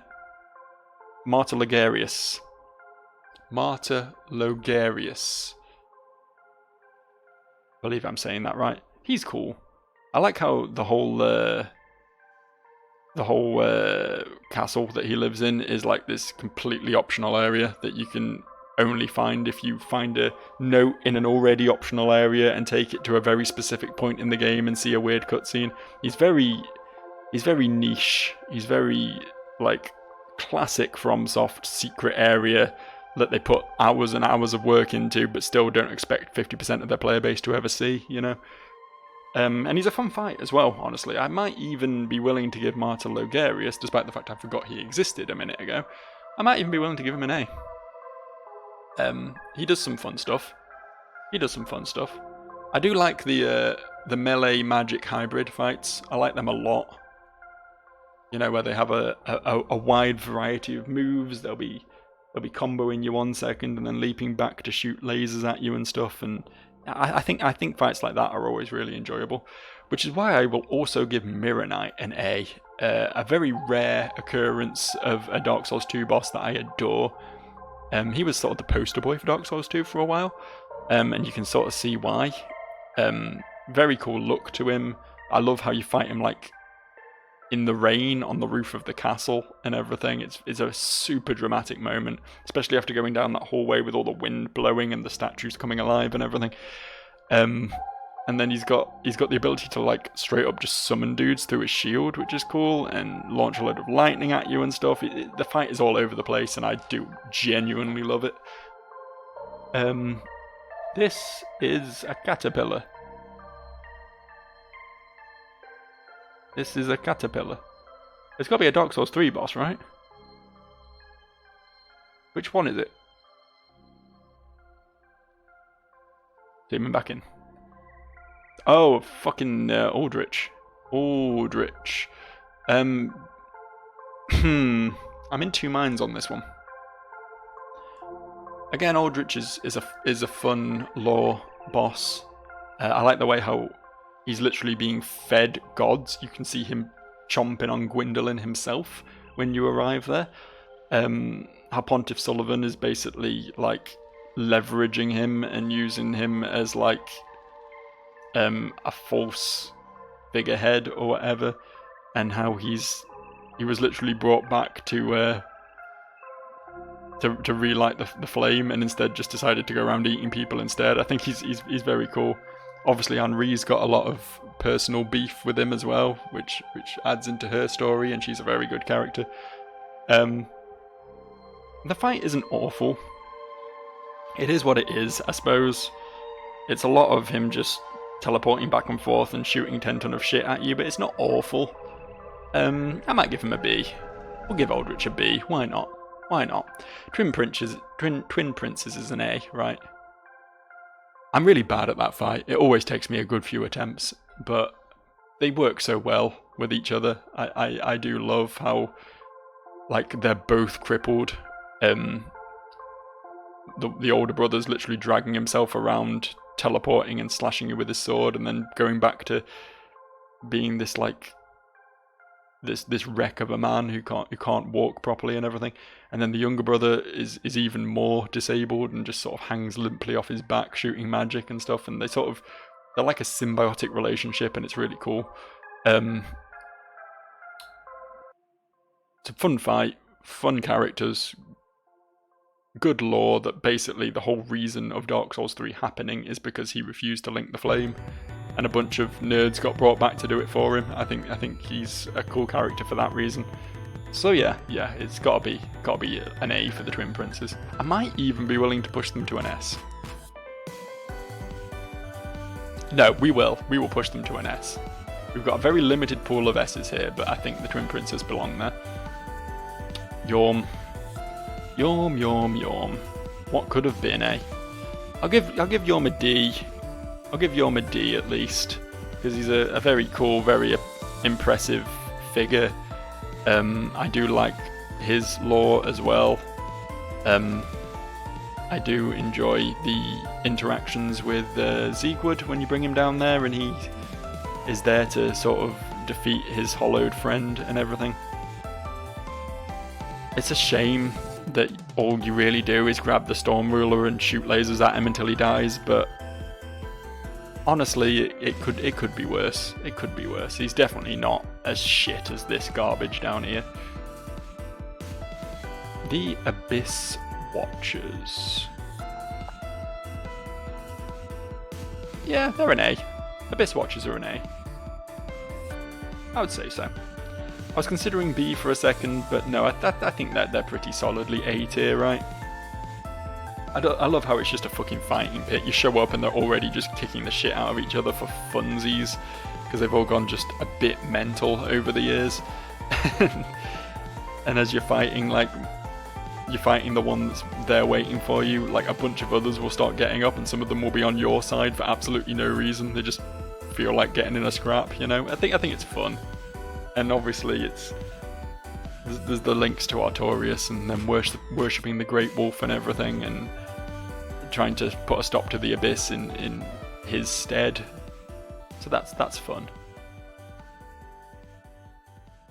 What are you? What are you? Like a big lad. Like a big lad of some sort. Oh, you're the shit, what's it called? The prisoner. He's in the Prisoner's Rise. What's his name? What's his name? Lost Sinner. Lost Sinner. You can have a C, Lost Sinner. I'll be nice to you.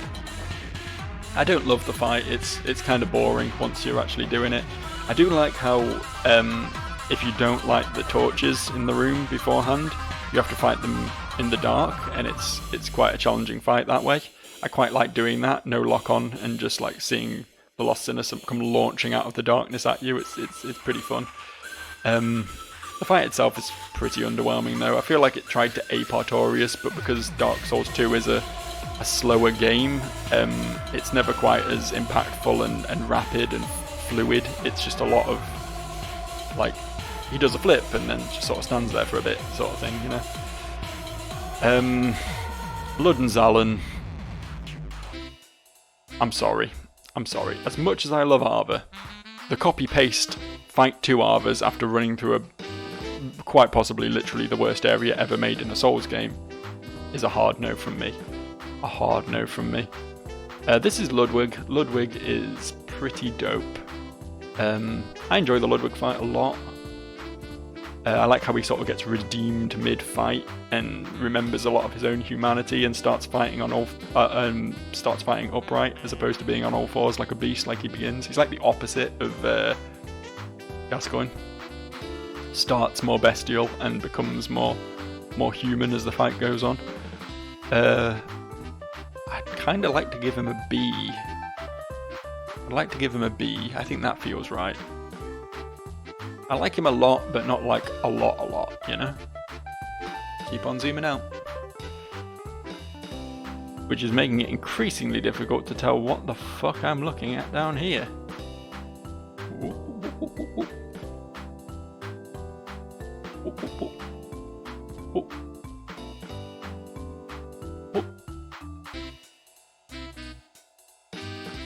Hey, what's this?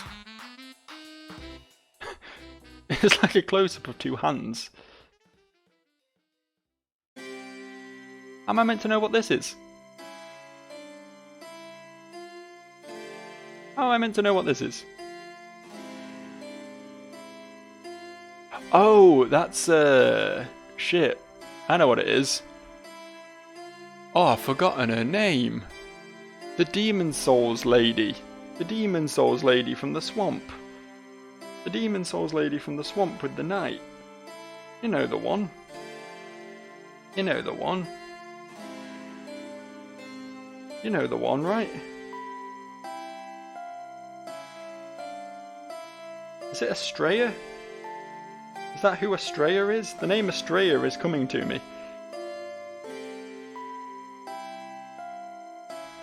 Is it Estrella? Help, I'm struggling.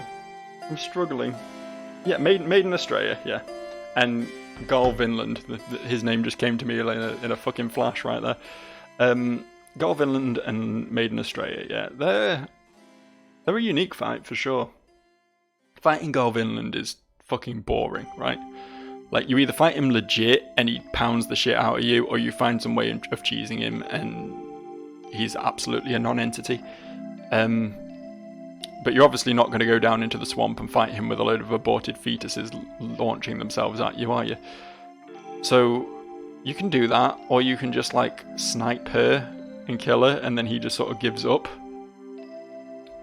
But if you kill him and then go talk to her, she just kills herself. Like, it's cool how they've got that intertwined thing going where he's a proud knight, but they're clearly like lovers or something. And how she's like trying to use the demon's souls for good. There's a strong narrative there for sure. The fight itself is utter garbage, but just for that narrative and the fact that she's such a twist on the concept of a boss fight, I gotta give her a B. I really do. These are presumably the man-eaters, who I think are also a B. Another gargoyle fight, essentially. These were the original one. They're not as good as the Belfry Gargoyles. They're not a fun fight from that aspect, just because they have a habit of just pissing off. They just fly off into space and just hang out, and it really just like halts the fight. Their zone is also miserable. It's also way too dark and takes forever to get through, and then you reach the pinnacle, go past that fucking one mind flayer, you know, the one, and then you got to deal with those bastards. They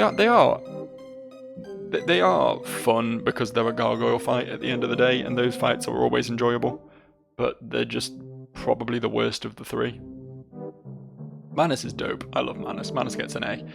A suitable climactic boss fight, I think. I love how there's like ties for him to the pygmy. How he's like the manifestation of the Dark Soul and everything. He is sort of the titular character almost. Again, he's another one who uses melee attacks and magic. I like how you can use the little amulet thing to deflect his spells to make him easier. I do actually like the Abyss, that part of the Abyss, the one under Ruler Seal. I think that's actually surprisingly well designed. And I like his design as well. I think he's fucking horrifying, and I love him and his big stupid hand. This is presumably Lady Maria we finally stumbled upon now. Is it?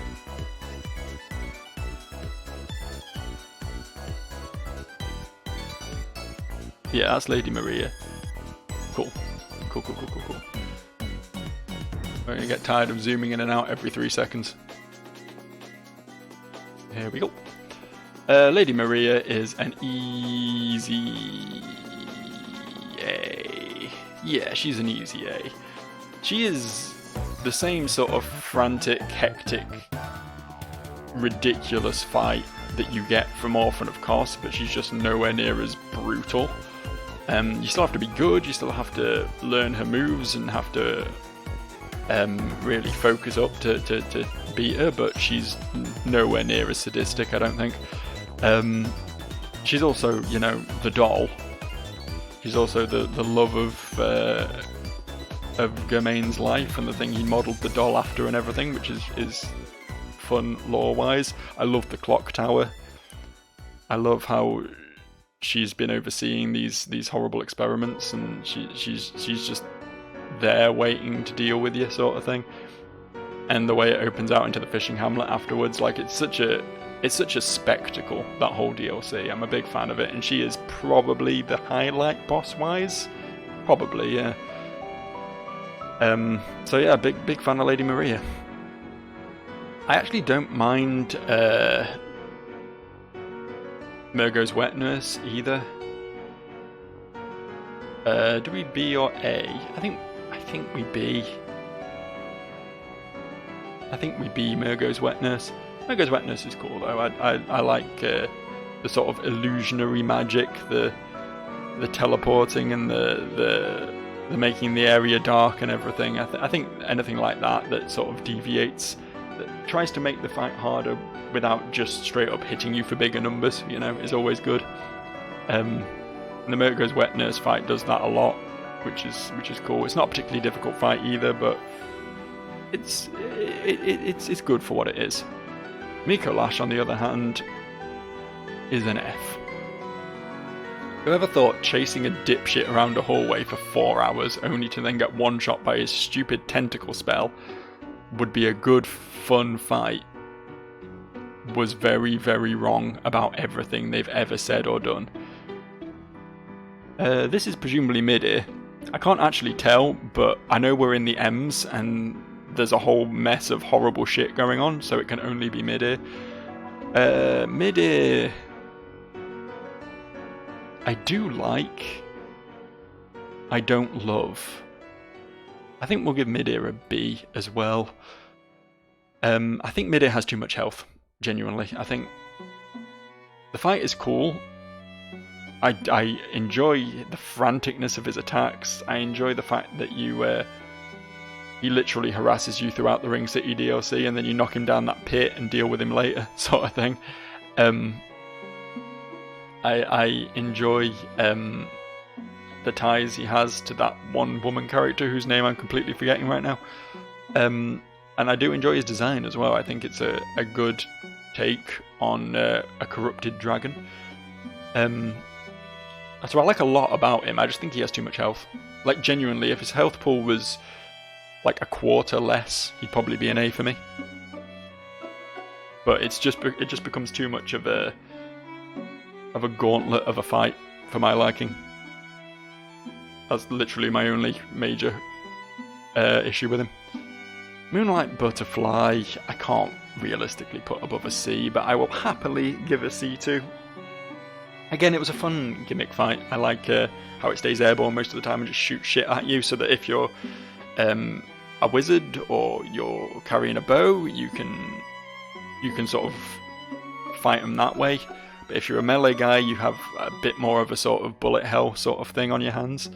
And then they just land and you kick the shit out of them, and it's so satisfying to deal with them that way. I also just love the way you can just sort of see it nesting there at a few points throughout the forest on the way up to it if you're being observant. I think that's very cool. It's not super lore centric. Obviously, it's one of Seath's many minions that just wander about in that game. But it's another one that's got a very good score. I very much like the operatic soundtrack that kicks in when you fight that boss, and the sort of location, the bridge in the forest place where you fight him is very, very nice as well. Very nice place to be. So I do like the butterfly, but I can't really put it above a C. It's the fucking butterfly. This horrible mass of tentacles is presumably the moon presence, which honestly I don't remember super well. I think I've only fought it once or twice. I do remember it being quite a challenge, and I do very much like its very classically Lovecraftian design. We'll give it a B out of fairness, because I just don't remember it well enough to rank it better than that. Mytha I'm not a fan of. Do we de-Mytha? Yeah, we'll leave that there. Actually, we won't expand on what I just said any more than I just did. Yeah, Mytha can be a D, I think. I do like her design. I do like the headless Medusa thing she's got going. But the fact that you have to burn the windmill in order to have her not arse deep in a pool of poison when you fight her is a bit fucking shit, because it's not intuitive at all how to burn that windmill. I did not pick up on that at all in my first playthrough at all. And her moveset's just a bit lame, honestly. She's got some pretty funky hitboxes. I'm not super keen on her. And she's another one who just doesn't seem to have any lore at all.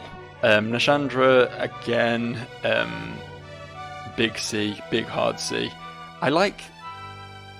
The thing with the Gauntlet at the end of Dark Souls 2 is the Throne Watcher and Throne Defender are a fun fight, but they're absolute nobodies. Nashandra then has, like, some pretty cool lore and an alright design, I guess, but isn't a particularly fun fight. And then Aldia has good lore and is an absolutely trash fight. So I feel like you get the whole spectrum covered there. But Nashandra's very middling in everything, I think. Like, her her lore and her fight are a lot weaker than Elena's, I think, personally. It is nice to have, like, a queen as a final boss of Dark Souls, just from a sort of mixing it up perspective, because it's usually just a big, strong man, isn't it? Let's be real. But, yeah, she's not as impactful as she could be. Nito First of the Dead, however, is quite impactful. Impactful enough to give a B, even though I don't really like his fight. Because he's Nito, he's the first of the dead. We all love Nito, right? Big skeleton mass with the big cool sword. He's just chilling in his crypt, and then you show up and start picking a fight with him. What do you expect him to do, you know? It is bullshit how he just has endless skeletons in the fight with him, and I'm not a big fan of his big toxic AoE thing, but you know, he's a fine fight, and I do like the Tomb of the Giants a lot more than most people as well. I think it is a cool area to progress through. Osiris, the Consumed King.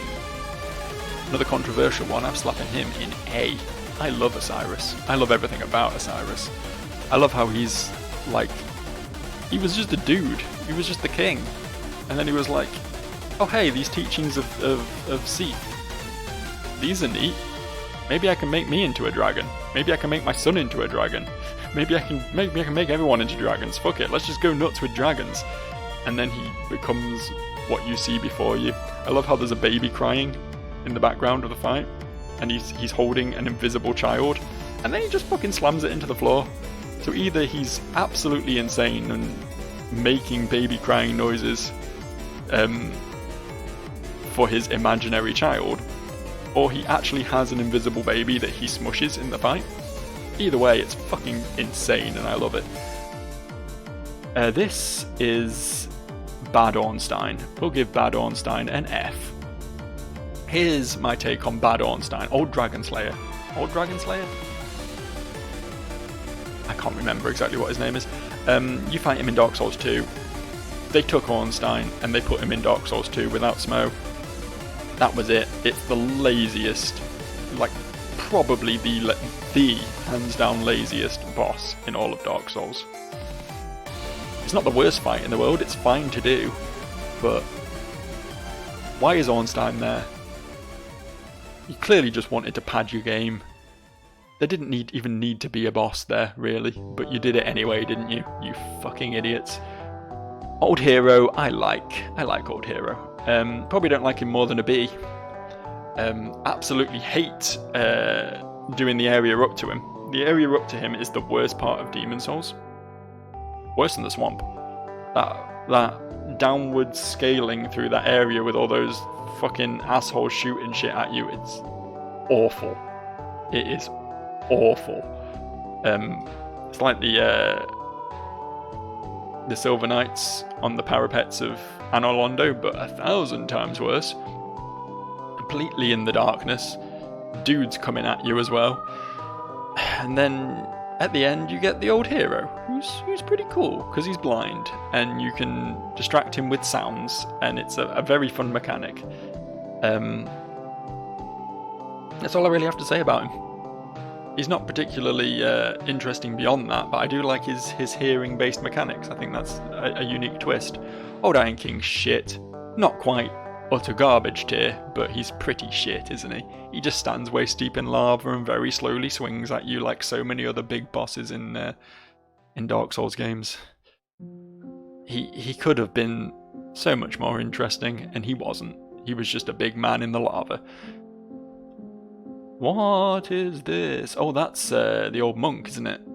That's the old monk himself. How many of these have we got left? Oh, we're getting close to the end now. Okay, good to know. The old monk was done better later, and for that reason I'm giving him a D.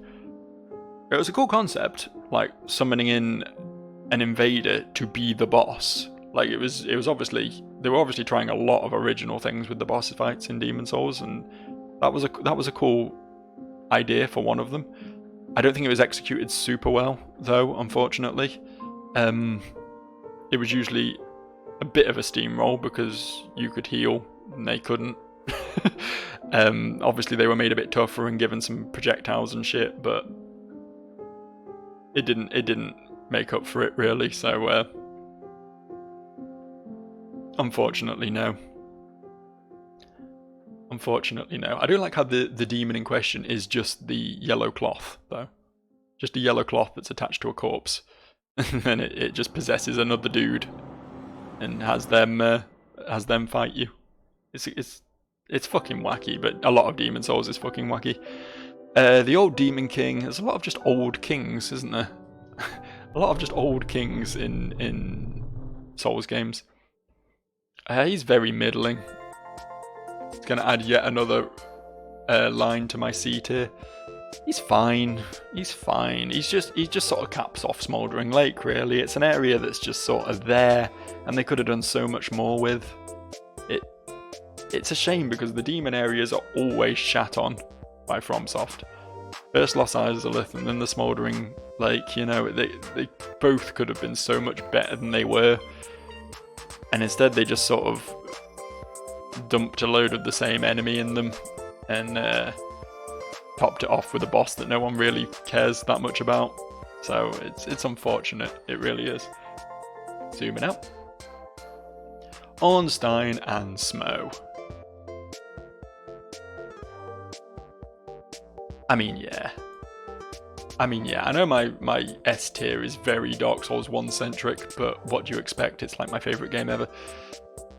I was flirting with the idea of putting them here, but they're Ornstein and Smo. Do I even need to talk about Ornstein and Smo? Do I even need to? I don't think I do I? Let's just move on. Penetrator, very C tier. I think he's genuinely, quite possibly the hardest boss in Demon Souls. Racking my brain. I think he's possibly him and Flame Lurker are the only two completely gimmick-free fights. Well, and Alant, the three of them. Completely gimmick-free. And he's very boring because he's just a big lad in armour, but he was sort of the OG big lad in armour, I suppose. And I do like how the three bosses of Boletaria are like warped demonic forms of the three knights of Alant. I think it's cool conceptually, but I'm not super huge on that fight. It's fine for what it is. You show up, you do it, you move on, you know. I'm assuming this spiky ball right here is the Phalanx, who I'm actually going to put in B tier. I quite like the Phalanx as a first boss. I think, again, it tutorializes things really well, much the same way the Asylum Demon does. But more so than the Asylum Demon, it sort of goes out of its way to teach you that the slimes that you're going to fight in that boss fight are weak to fire, that you need to stay on the move in order to avoid the projectiles. Like it encourages you to learn what this boss is going to do by fighting mini versions of it beforehand. And then you go into the fight and it's like a big climactic event for you as a new player, you know. And overcoming it is quite a moment, you know. And obviously it leads to you finally being able to level up in the game as well. And the whole of the Boletaria 1-1 is just really well designed in general. It's just a really good level. And I think Phalanx caps it off well, so big thumbs up on that one. What is this creature in the darkness? Is that Pinwheel? Yeah, it's Pinwheel. Lore-wise and visually, I love Pinwheel.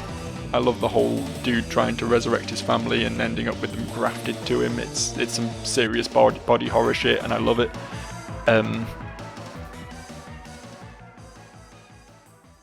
The Catacombs is a miserable experience, though. Especially all the bone wheel skeletons that lead up to him. And then you show up and he's just very lackluster, isn't he? Like, he is a boss you can literally two-shot if you come to him late enough in the game, and I think originally he was designed to be fought a lot earlier than he actually usually ends up being, because you can go to him right from the start. He can technically be your first fight after the Asylum Demon. He's just never going to be. He's just never going to be. And if you do fight him a lot earlier, he is a bit more of an interesting fight. But, like, He has all the makings of a B, or maybe even an A. But the fight is just so fucking shit that he has to be a C. Pontiff Sullivan, my boy, my A tier. I love Pontiff. I love me some Pontiff. He's not an S, unfortunately, not quite. But I do love how integral to the plot of Dark Souls 3 he is. If you really read into his lore, how much he's done, how many wheels he's set in motion.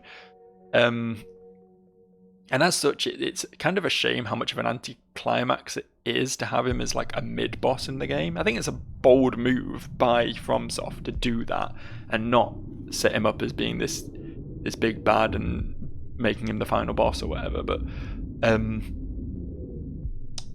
it does still feel weird, his positioning in the game. I do like him though. He's fun to parry. He's like Gwyn, but a bit more challenging in that aspect. I like the way he makes a shadow clone no jutsu. I think that's pretty cool.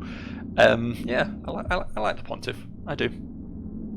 I don't like the Congregation much.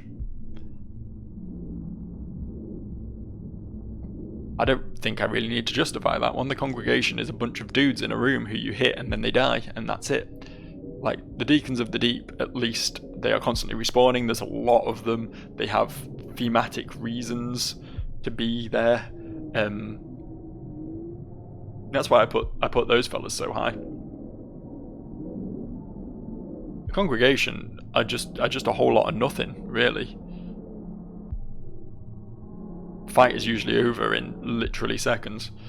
I'm gonna have to zoom out again. Don't want to have to keep bobbing up and down, but I really can't see these images anymore. I'm really struggling to see these at this point. CD's notes. Is that Pursuer? Yeah, it's Pursuer.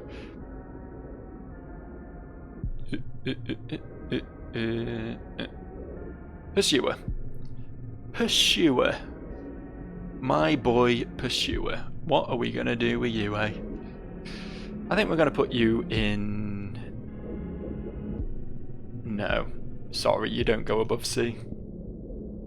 I think he's another case of wasted potential, honestly. They set him up to be this, like, the Pursuer. The guy who pursues. He was clearly originally going to be a force that would hunt you throughout the game. And they did, from what I understand, although I've never played it, improve that aspect a bit in Scholar of the First Sin. They went out of their way to make him appear a bunch more times. I think it's a shame that you fight him so early, though. It would be cool if you never had an official boss fight with him, and instead he just showed up and fought you occasionally. And if you didn't beat him, he didn't show up again, and that was that. That was your chance, you know? And if you killed him at any of those points, he'd never show up again. But, you know, it could just be like a bonus challenge you could overcome. And he does it that one time in the Forest of Fallen Giants, and then never again. Actually, I tell a lie, he shows up again after Smelt a Demon. Inexplicably. But they could have done so much more with him. It was such a cool concept. I loved his giant bird. I like his laser sword, but they just didn't. Do you know who I hate? The Royal Rat Authority. This motherfucker. I've been replaying Dark Souls 2 for the first time in a very long time recently. I've been doing a Covenant of Champions run, which, for those who don't know, basically just makes the game a billion times harder. Makes everything hit a lot harder and take a lot more hits to kill, you know. I've never done one before, and a lot of the bosses are more challenging because of this. The Royal Rat Authority is damn near impossible because of this. Because the Royal Rat Authority comes with 4 mini rats, which can all inflict toxic on you, an ailment which will drain your health almost immediately. And they will do this in 2 hits. You have to kill all 4 of those rats without taking 2 hits, and before he can run over and join the fight, or else you lose. Rinse and repeat that 1,000 times, and you'll be pretty much where I am with the Royal Rat Vanguard by now. Authority, not Vanguard, sorry. Royal Rat Authority. He's just a shockingly bad boss. He really is. Like, he's another one of these big beasties, and you know, I've proven that I like those. I put Arva in B. I've put Sif in S. I put Osiris in A. You know, I do like these big, like, quadrupedal, angry monster fights. But this thing's, like, its moveset's boring, but also obnoxious to avoid, and then he's, as I say, having those 4 fucking mini rats with him just makes life so miserable. Like, I will put this, the Royal Rat Vanguard, in D tier. I will argue that this rat with a mohawk is a better boss than this giant rat dog monstrosity any day of the week. Because at least with the Vanguard, there's that element of, kind of like with the Celestial Emissary, actually, of trying to hunt down the right one in amidst the swarm of rats. I think that's something unique at that time. But yeah, fuck the authority, man. Fuck it. That's just my take in general, honestly. This is the red dragon. Right? This is the red dragon, which is equally as shit as the blue dragon in being boss stakes. I've already spoken about them before, so I don't need to cover it again. Rom. You know, there's an emerging pattern here. I don't like bosses that have a bunch of little spiders with them. I put Freya in D, I put the Vanguard in F, I'm going to put Rom in D also. I do like his design. I do like how you fight him in this just void of a lake. I like how defeating him allows you to see the truth and the whole night comes and everything goes to shit. I think that's cool. I like his little spiders as well, and I find it very funny when they do the leap into the sky and plunge their faces into you attack, but the fight's just a bit shit, isn't it? It's just a bit shit. These are the Ruin Sentinels. Hello, Ruin Sentinels, you can be a C. I don't like the Ruin Sentinels much. I find them very difficult for how early they are in the game. But I do like how there's like that challenge aspect of if you can fight and kill the first one without falling off the platform, you get to just do a one-on-one with that and then fight the other 2 separately. Whereas if you get knocked off the platform, then you have to fight all 3 at once. So it's like, it feels like 2 separate fights almost, and I do appreciate it for that. But yeah, it is kind of obnoxiously difficult for how early it is in the game. It's like the 3rd boss you run into for most people, and it shouldn't be. Sanctuary Guardian is a B, I believe. Again, I do quite like these. In fact, I'll even bump him to A. I really like his design. I like how he's like got the whole chimera thing going, the big scorpion tail, the lion head, the wings and everything. He's very fast, unlike a lot of these big beast monsters. He can fly, he dodges a lot of things. He's got the big poison tail thing. He's got a lot of very varied move pool. And even though he's not particularly relevant to anything, he's just sort of there, chilling in the garden. I do quite enjoy fighting him, so he can be an A for sure. Najka felt like a desperate attempt to recapture Quelaag, right? We can all see that. Half woman, half bug, monstrosity. She's nowhere near what Quelaag is, though, honestly, unfortunately. Her combos are pretty much non-existent. She just stabs her tail blindly at you. She's got a few spells she casts, I guess, but that's nowhere near as fun as the whole lava constricting your movement and all that. She can tunnel under the ground, but you can literally just stand on a rock and she can't do anything about it. I don't know. She's not awful. She's not awful. I'll give her a B. I'll give her a B. She's fine. Seath. The Scaleless One himself. He's got to also be a B, right? If not just for lore reasons, like the fight itself, again, not super great. You shatter a crystal and then you run around in circles attacking his tentacles. Try not to stand in the big crystal breath, that's about it. But I do like him as a character, how he's like this mad scientist dragon who's desperately trying to attain immortality because he was born without the scales that grant him that, like all the other dragons. I like that concept for him. and how he like betrayed the other dragons and it actually just didn't pay off, so he had to start like pursuing other means of obtaining immortality. And he's just this really sort of, for someone who is literally just a big dragon who doesn't really do much in game, he does have an awful lot of interesting character points if you're willing to delve into it, you know. Also, the Crystal Caves is simultaneously awful but really cool. The Shadows of Yharnam is a weird one for me.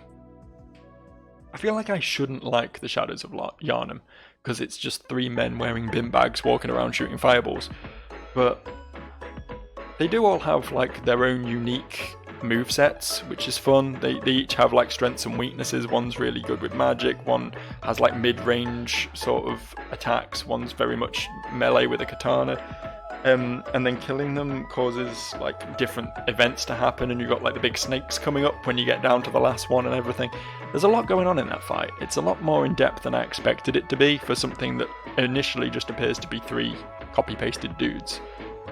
So I would probably put it above Ruin Sentinels. I'd probably give it a B, honestly. I do quite like the Shadows of Yharnam fight. That is Sin, isn't it? That's the asshole dragon. I'm gonna give Sin a D, I think. I don't hate Sin for the most part, but one thing that is fucking miserable about Sin is that he has acidic skin. Now, an interesting thing about Dark Souls 2 is your weapons are all made of paper mache and they break super easily. And if you're hitting a dragon with acidic skin, those weapons break 3 or 4 times as easily as they normally do. A fight where you have to change weapons mid-fight is not a fight I ever want to do again. Unfortunately, I'm pretty much up to that point on my Covenant of Champions run at the moment, so I'm going to have to do him pretty soon. Oh, dang. Oh, dang indeed. What's this? What's this? Oh, that's Alon. That's Sir Alon. I like Alon. I don't love Alon. I like Alon. Alon is a B. He's a lot more... He sort of stands alone in Dark Souls 2 because he's actually quite a fast-paced fight, and most of them really aren't. Most of them are very slow and very methodical. But he's very aggressive, very fast-paced. He's another one like Blue Smelter Demon in that every time you want to fight him, you have to run this gauntlet of hell, which I do not like. But I do enjoy the fight itself, and I like the added little gimmick where if you beat him without taking any damage, he just commits seppuku, which is fucking hilarious. But yeah, he's cool. Definitely one of the better fights in Dark Souls 2, which I guess isn't saying much. This is the big fire. It's the big fire, obviously. Oh, yeah, that's Sister Freedy and Father Ariandel. See, this is a very hard fight. This is a serious competitor for hardest fight in Soulsborne, in my opinion. It has 3 phases. She's very aggressive. He's also there, smashing things about with his big fucking pot. There's a lot going on. But I do really enjoy it. Genuinely really enjoy it. Like, when I'm smashing my face into Orphan of Cause, I'm having a bad time. When I'm smashing my face into Sister Freedy, don't take any euphemism from that, I actually enjoy it. I feel like it's very much a back and forth. It's very much like I feel like I'm making progress with it, you know? It's a very hard fight, but it is a very good fight. I'm not quite going to give it an S because once you've fought it 20 times in a row, it does lose some of its luster, but I do like it. I do like it, and I think she's very cool as a guardian for the painted world. I think she follows in Priscilla's footsteps very nicely, equally wielding a scythe and all. Skeleton Lords are trash. Absolute trash fight. Remember all the good things I said about Shadows of Yharnam? Skeleton Lords are just the opposite of that. They are literally 3 copy-paste dudes, and again, they do have their own movesets, but you wouldn't know it to fight them. They mostly just wander around and then you kill them. The only difficult part of that fight is the fact that they spawn a billion skeletons when you kill them, and that honestly is just a chore more than anything else. I hate that fight, I really do. Slave Knight Gale, the final Dark Souls boss, the end boss of the end DLC of Dark Souls 3. I like Gale as a character. I have to give him an A, really, for who he is. Again, his fight is suitably climactic. I didn't like him being the final boss at first. I thought he didn't really represent the franchise well enough. He was very much just a character who showed up for the DLCs and did his thing. But what his thing was cool, that he was hunting down the Dark Soul, and that he was, like, systematically collecting this pigment within himself for you to then kill him and take it to his... is it his niece, or is it just... I don't know, the painter. I do like his whole thing, honestly. And the fact that he just is such a big fight with so much going on. I enjoy that one a lot. Many of the same reasons I like 3D, honestly. This is original Smelter, not Blue Smelter, who we'll put in C. He's another sort of semi-forgettable big guy who swings at you sort of thing. Obviously he gets a lot of points over Blue Smelter for not being a copy-paste and for not having a shit zone, so good job, Smelter, I guess. Soul of Cinder, best I can do is a B, bud, honestly.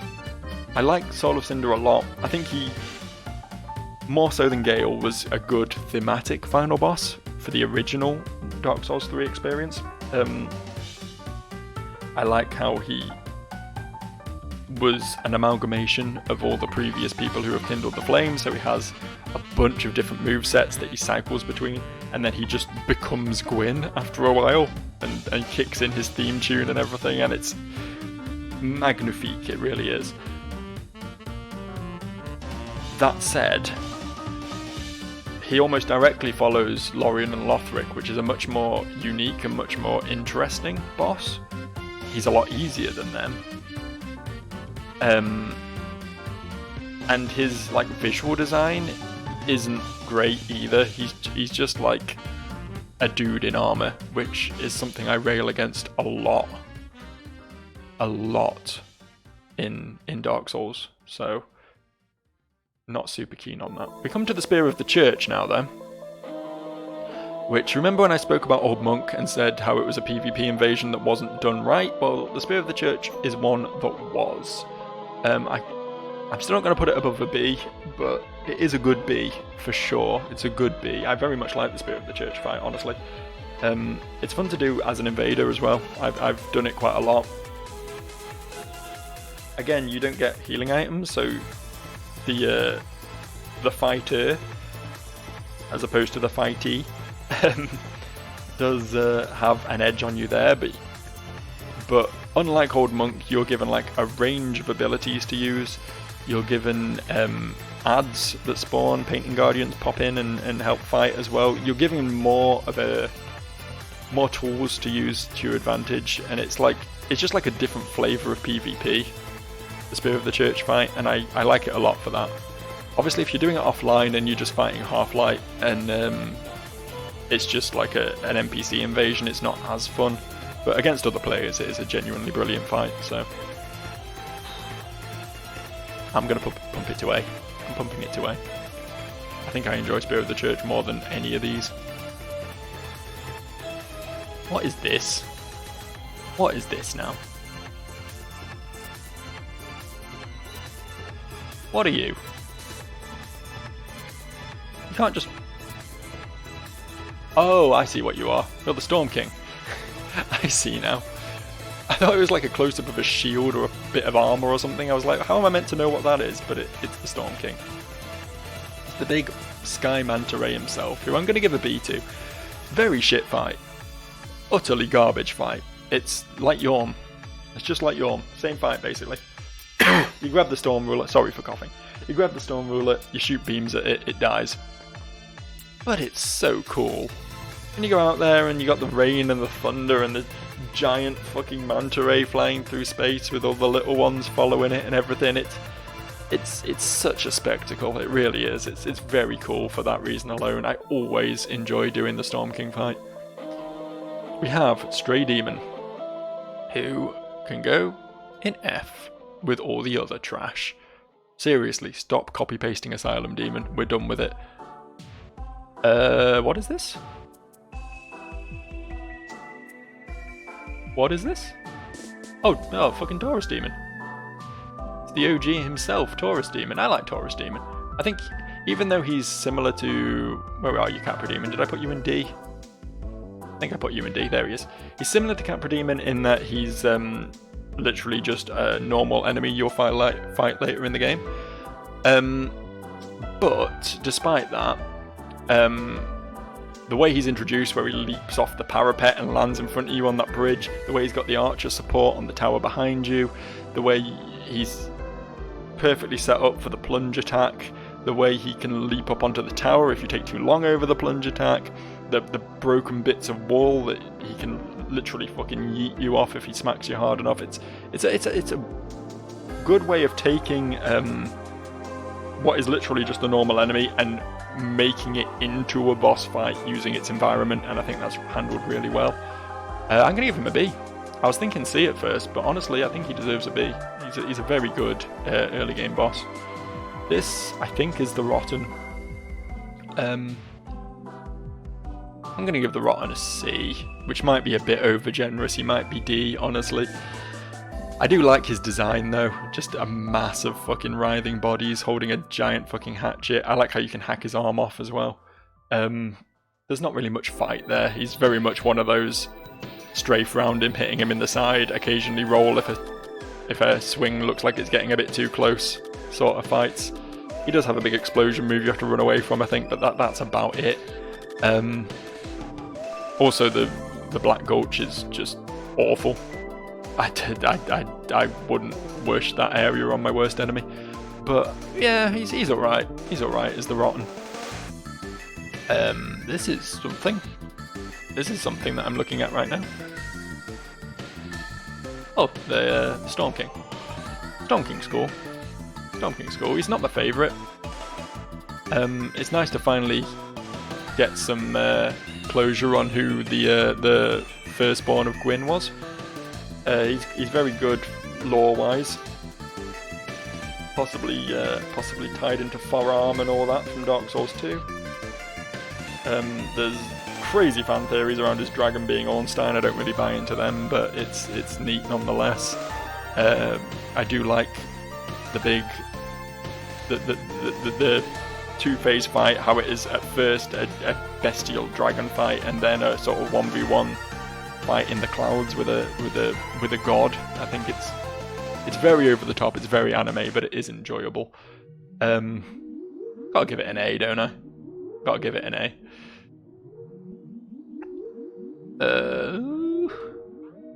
I'm really struggling here to see these images. Oh, the One Reborn. The One Reborn is a shame, isn't it? I'm gonna have to give him a D. I really am.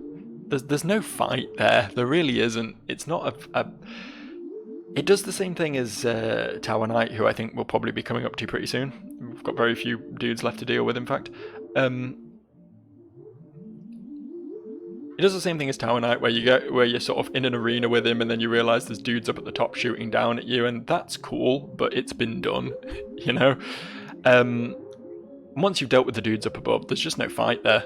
You're just hitting a fucking lifeless puppet. You might have to, you know, use a blood vial once or twice to overcome the odd bit of damage that might hit you, but there's not really anything to it. It's weird how late in the game it is and how many genuinely dangerous challenges you have to overcome to get to the One Reborn, just to then have that as the boss. And it's almost immediately followed by Mikolash as well. It's like 1-2 punch of shit bosses. Throne Watcher and Throne Defender I will give a C to. Again, I mentioned these earlier when I was talking about Nashandra. They're a fun fight. I do like how they resurrect each other, so you have to kill them within a certain time limit. I like how they both have very different play styles. One's more aggressive, one's slower. I mean, sound like Ornstein and Smo much, you know. They're obviously trying to cash in on that, but unfortunately, unlike Ornstein and Smo, they gave these guys literally nothing to latch onto. Their designs are boring. They have literally no personality, no lore, no anything about them. They're just sort of there.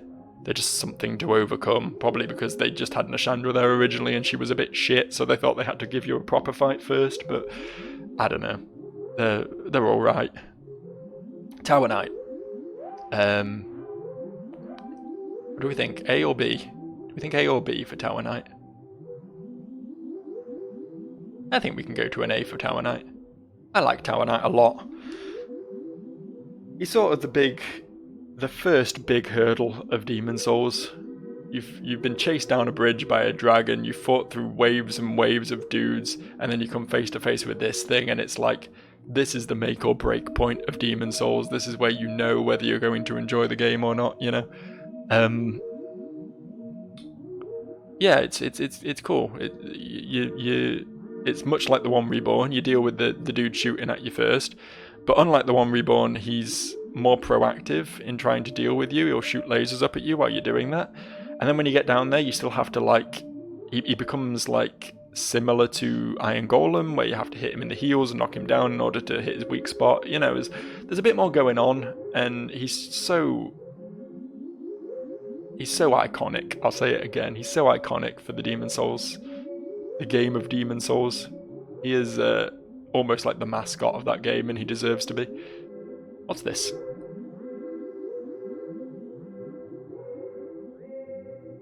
Actually, what is this? Some goop. Some goop with white lumps in it. Am I being dumb? What the fuck are these two? I don't know. We'll come back to that, I guess. We'll come back to that. Double Dragon Riders, F. Did I put Dragon Rider? Yeah, I put Dragon Rider in F, and this is just two of them. Really cool, I guess. Vanguard Demon. Where is Asylum Demon? Because he deserves to be with him. They were in B? No. No, Asylum Demon's in C. Should I put Vanguard higher? I'll put Vanguard higher. Vanguard's cool. He is basically Asylum Demon. Asylum Demon copied him, and then everything else copied Asylum Demon. But I do like how he's not an impossible fight for a newbie to overcome, but he is genuinely challenging. He sort of puts you in the mindset of being prepared to die and lose, and overcome for Demon Souls. He's a very good first boss from that aspect. And obviously, if you don't beat him, you don't get another shot. You just get sent to the Nexus, and it's just like, whoa, shit. And then he shows up later, and you can kill him later. But that's another matter entirely. I do very much like what he represents and what he does, and I think as a first boss, he fucking nails it. He really does. That's Velstadt. I don't like Velstadt. I think the best I can do is a C, but I probably give him a D, in fact. He's another one where, in order to fight him, you have to first fight 7,000 dudes. There's just a wall of men in front of him, which is just not great, honestly. And then you get to him, and he has some of the most broken hitboxes in Dark Souls 2, and that's saying something. He's got a lot of like weird backswing that will do half your health damage, even though his mace is moving at like a fraction of an inch a second by that point, you know. You'll just get knocked about for no reason. And he's just not that interesting visually or gameplay-wise. I'm just not a huge fan of him. It's genuinely more enjoyable to fight him when Elena summons him as a minion than in his own boss fight, and that's just a bit lame, honestly. What's next? That's Vendrick. F. Big F for Vendrick. Vendrick is a quote-unquote boss who slowly walks in a circle. He has like the world's slowest turning circle, and as long as you just keep yourself behind him, swinging it at the back of his foot for like 20 or 30 minutes that it takes to kill him because he has the world's biggest health pool, you're not in any danger whatsoever. He literally can't hit you. It's such a a nothing of a fight. And I get that that was kind of the point, because he was like this once like noble, powerful ruler king man, and this is what he's been reduced to. You know, it's to show off that he's been degraded, that he, like his country, have fallen into ruin. But it's just nothing. It's just a boring time. It's a boring time fighting a boss, and that's one thing a boss should never be. This is Vicar Amelia. I didn't recognise her at first. Oh, no, I was about to say that's the Witches of Hemlock then, but that's the Witches of Hemlock. What the fuck is that? We'll keep thinking on it. Oh, I know what it is. I know what it is. I know what it is. This is the true King Alant. This guy, this ain't Alant. This is Alant. He's some slime. He is the final boss, the actual final boss of Demon Souls, and he is some slime that can't even fight back. You walk into a room, he's there. He occasionally lunges towards you. If it hits, it does nothing anyway, but it probably won't even hit you. And I love him for that. I can only give him a C, realistically, because it's not even a fight. It's like Vendrick, but unlike Vendrick, it's over quickly. It gets the same message across. It shows that how the mighty have fallen. You know, it gives you that message, but without being what Vendrick is. Take notes, Dark Souls 2. Anyway, Vicar Amelia. Vicar Amelia, I do quite like. She's a good roadblock boss. I think she's one of those ones that's a big hurdle to overcome when you first come across her, because she's very, very large, very aggressive, very all up in your shit. She's able to heal herself. She's got, you know, quite a few tricks up her sleeve. And it is cool, just like when you walk in on her and she's just like a woman praying, and then you watch her transform before your very eyes. She's cool, like atmospherically, as well as combat wise. So I will give her a B. There you go, Vicar Amelia. Similarly, I will give Vort a B as well. He's another good quadrupedal monster boss. Even if he is also somehow a dude in armor, I don't know how he managed to be both. But yeah, early game boss who sort of works up to becoming a threat sort of as the battle progresses. He starts off like as a bit of a lumbering oaf, but then he starts charging around the place. He's got a lot of like last minute threats to pull out. He's fun. I like the way the fight progresses. Witches of Hemlock are a bit shit. They're not super shit, but they're a bit shit. I'm not going to put them in F, but I'll definitely put them in D. Two little horrible creatures who go invisible and teleport around a lot and just keep summoning minions at you, so it becomes like a game of hunting them down. A bit like Mikolash, but not as awful as Mikolash. By process of elimination, then, this has got to be Flame Lurker. I mean, it doesn't look like Flame Lurker. It's not on fire, for one thing. But we ain't had Flame Lurker. We've also not had... what's his face? The other one. Shit, what's it called? The second boss in the Poison Swamp Zone of Demon Souls. Something about defiled... Dirty Colossus. There we go, I have it right in front of me here. Yeah, both Dirty Colossus and Flame Lurker do appear to be missing. So, since I quite like both fights, I think they're both two of the more interesting fights. Flame Lurker for being, again, one of the more aggressive fights, for really keeping you on your toes, for forcing you to get good, and Dirty Colossus for essentially being this big lumbering oaf, but also he has some more tricks up his sleeves. He shoots bees at you, which is very cool, and you have to burn them off with fire. I think both of them are pretty cool fights, honestly. So we'll put Flame Lurker and Dirty Colossus in B. And there we have it. Just zooming in real quick. I feel like I want to promote 2 of these A's to S rank. I think we've been very stingy with our S's. These are all very good fights, but I think 2 of these deserve to sit among them. One of those is Ariandel and Freedy.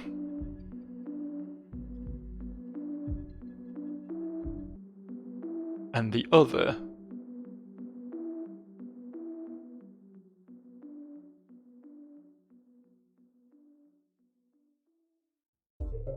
No. The other is Father Gascoigne. Father Gascoigne deserves it. He is a bit of an icon amongst the Bloodborners. The Bloodborners. That's a good terminology, isn't it? And just for cleanliness' sake, we'll go with that. We're going to demote 1 to F from D. We can get rid of this row.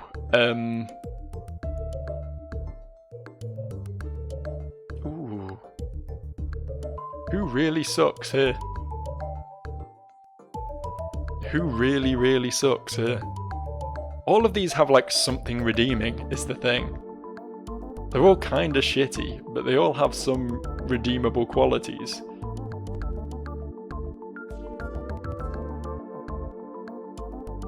It's gotta be old Iron King. I think of this lot, he's definitely the worst. I'll put him at the top of F. There we go. But, there we go. This is the definitive Soulsborne tier list for bosses.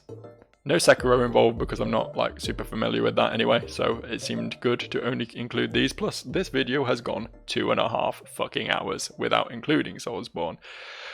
So, if you agree with me, you're cool. If you don't, feel free to argue with me in the comments section. I will tell you why your favourite boss is a D. Stop liking 4 Kings so much, they're not that rad. Otherwise, all I can really do is tell you to go and fucking play these games, because I really love these, and genuinely, even if you think these are just games out to punish you, they're not. They offer so much in the realms of lore and vibes and creativity, and I love every moment of them. Even fucking Bed of Chaos and the Ancient Dragon, even them, I wouldn't trade them. So thanks for watching, and I will see you next time.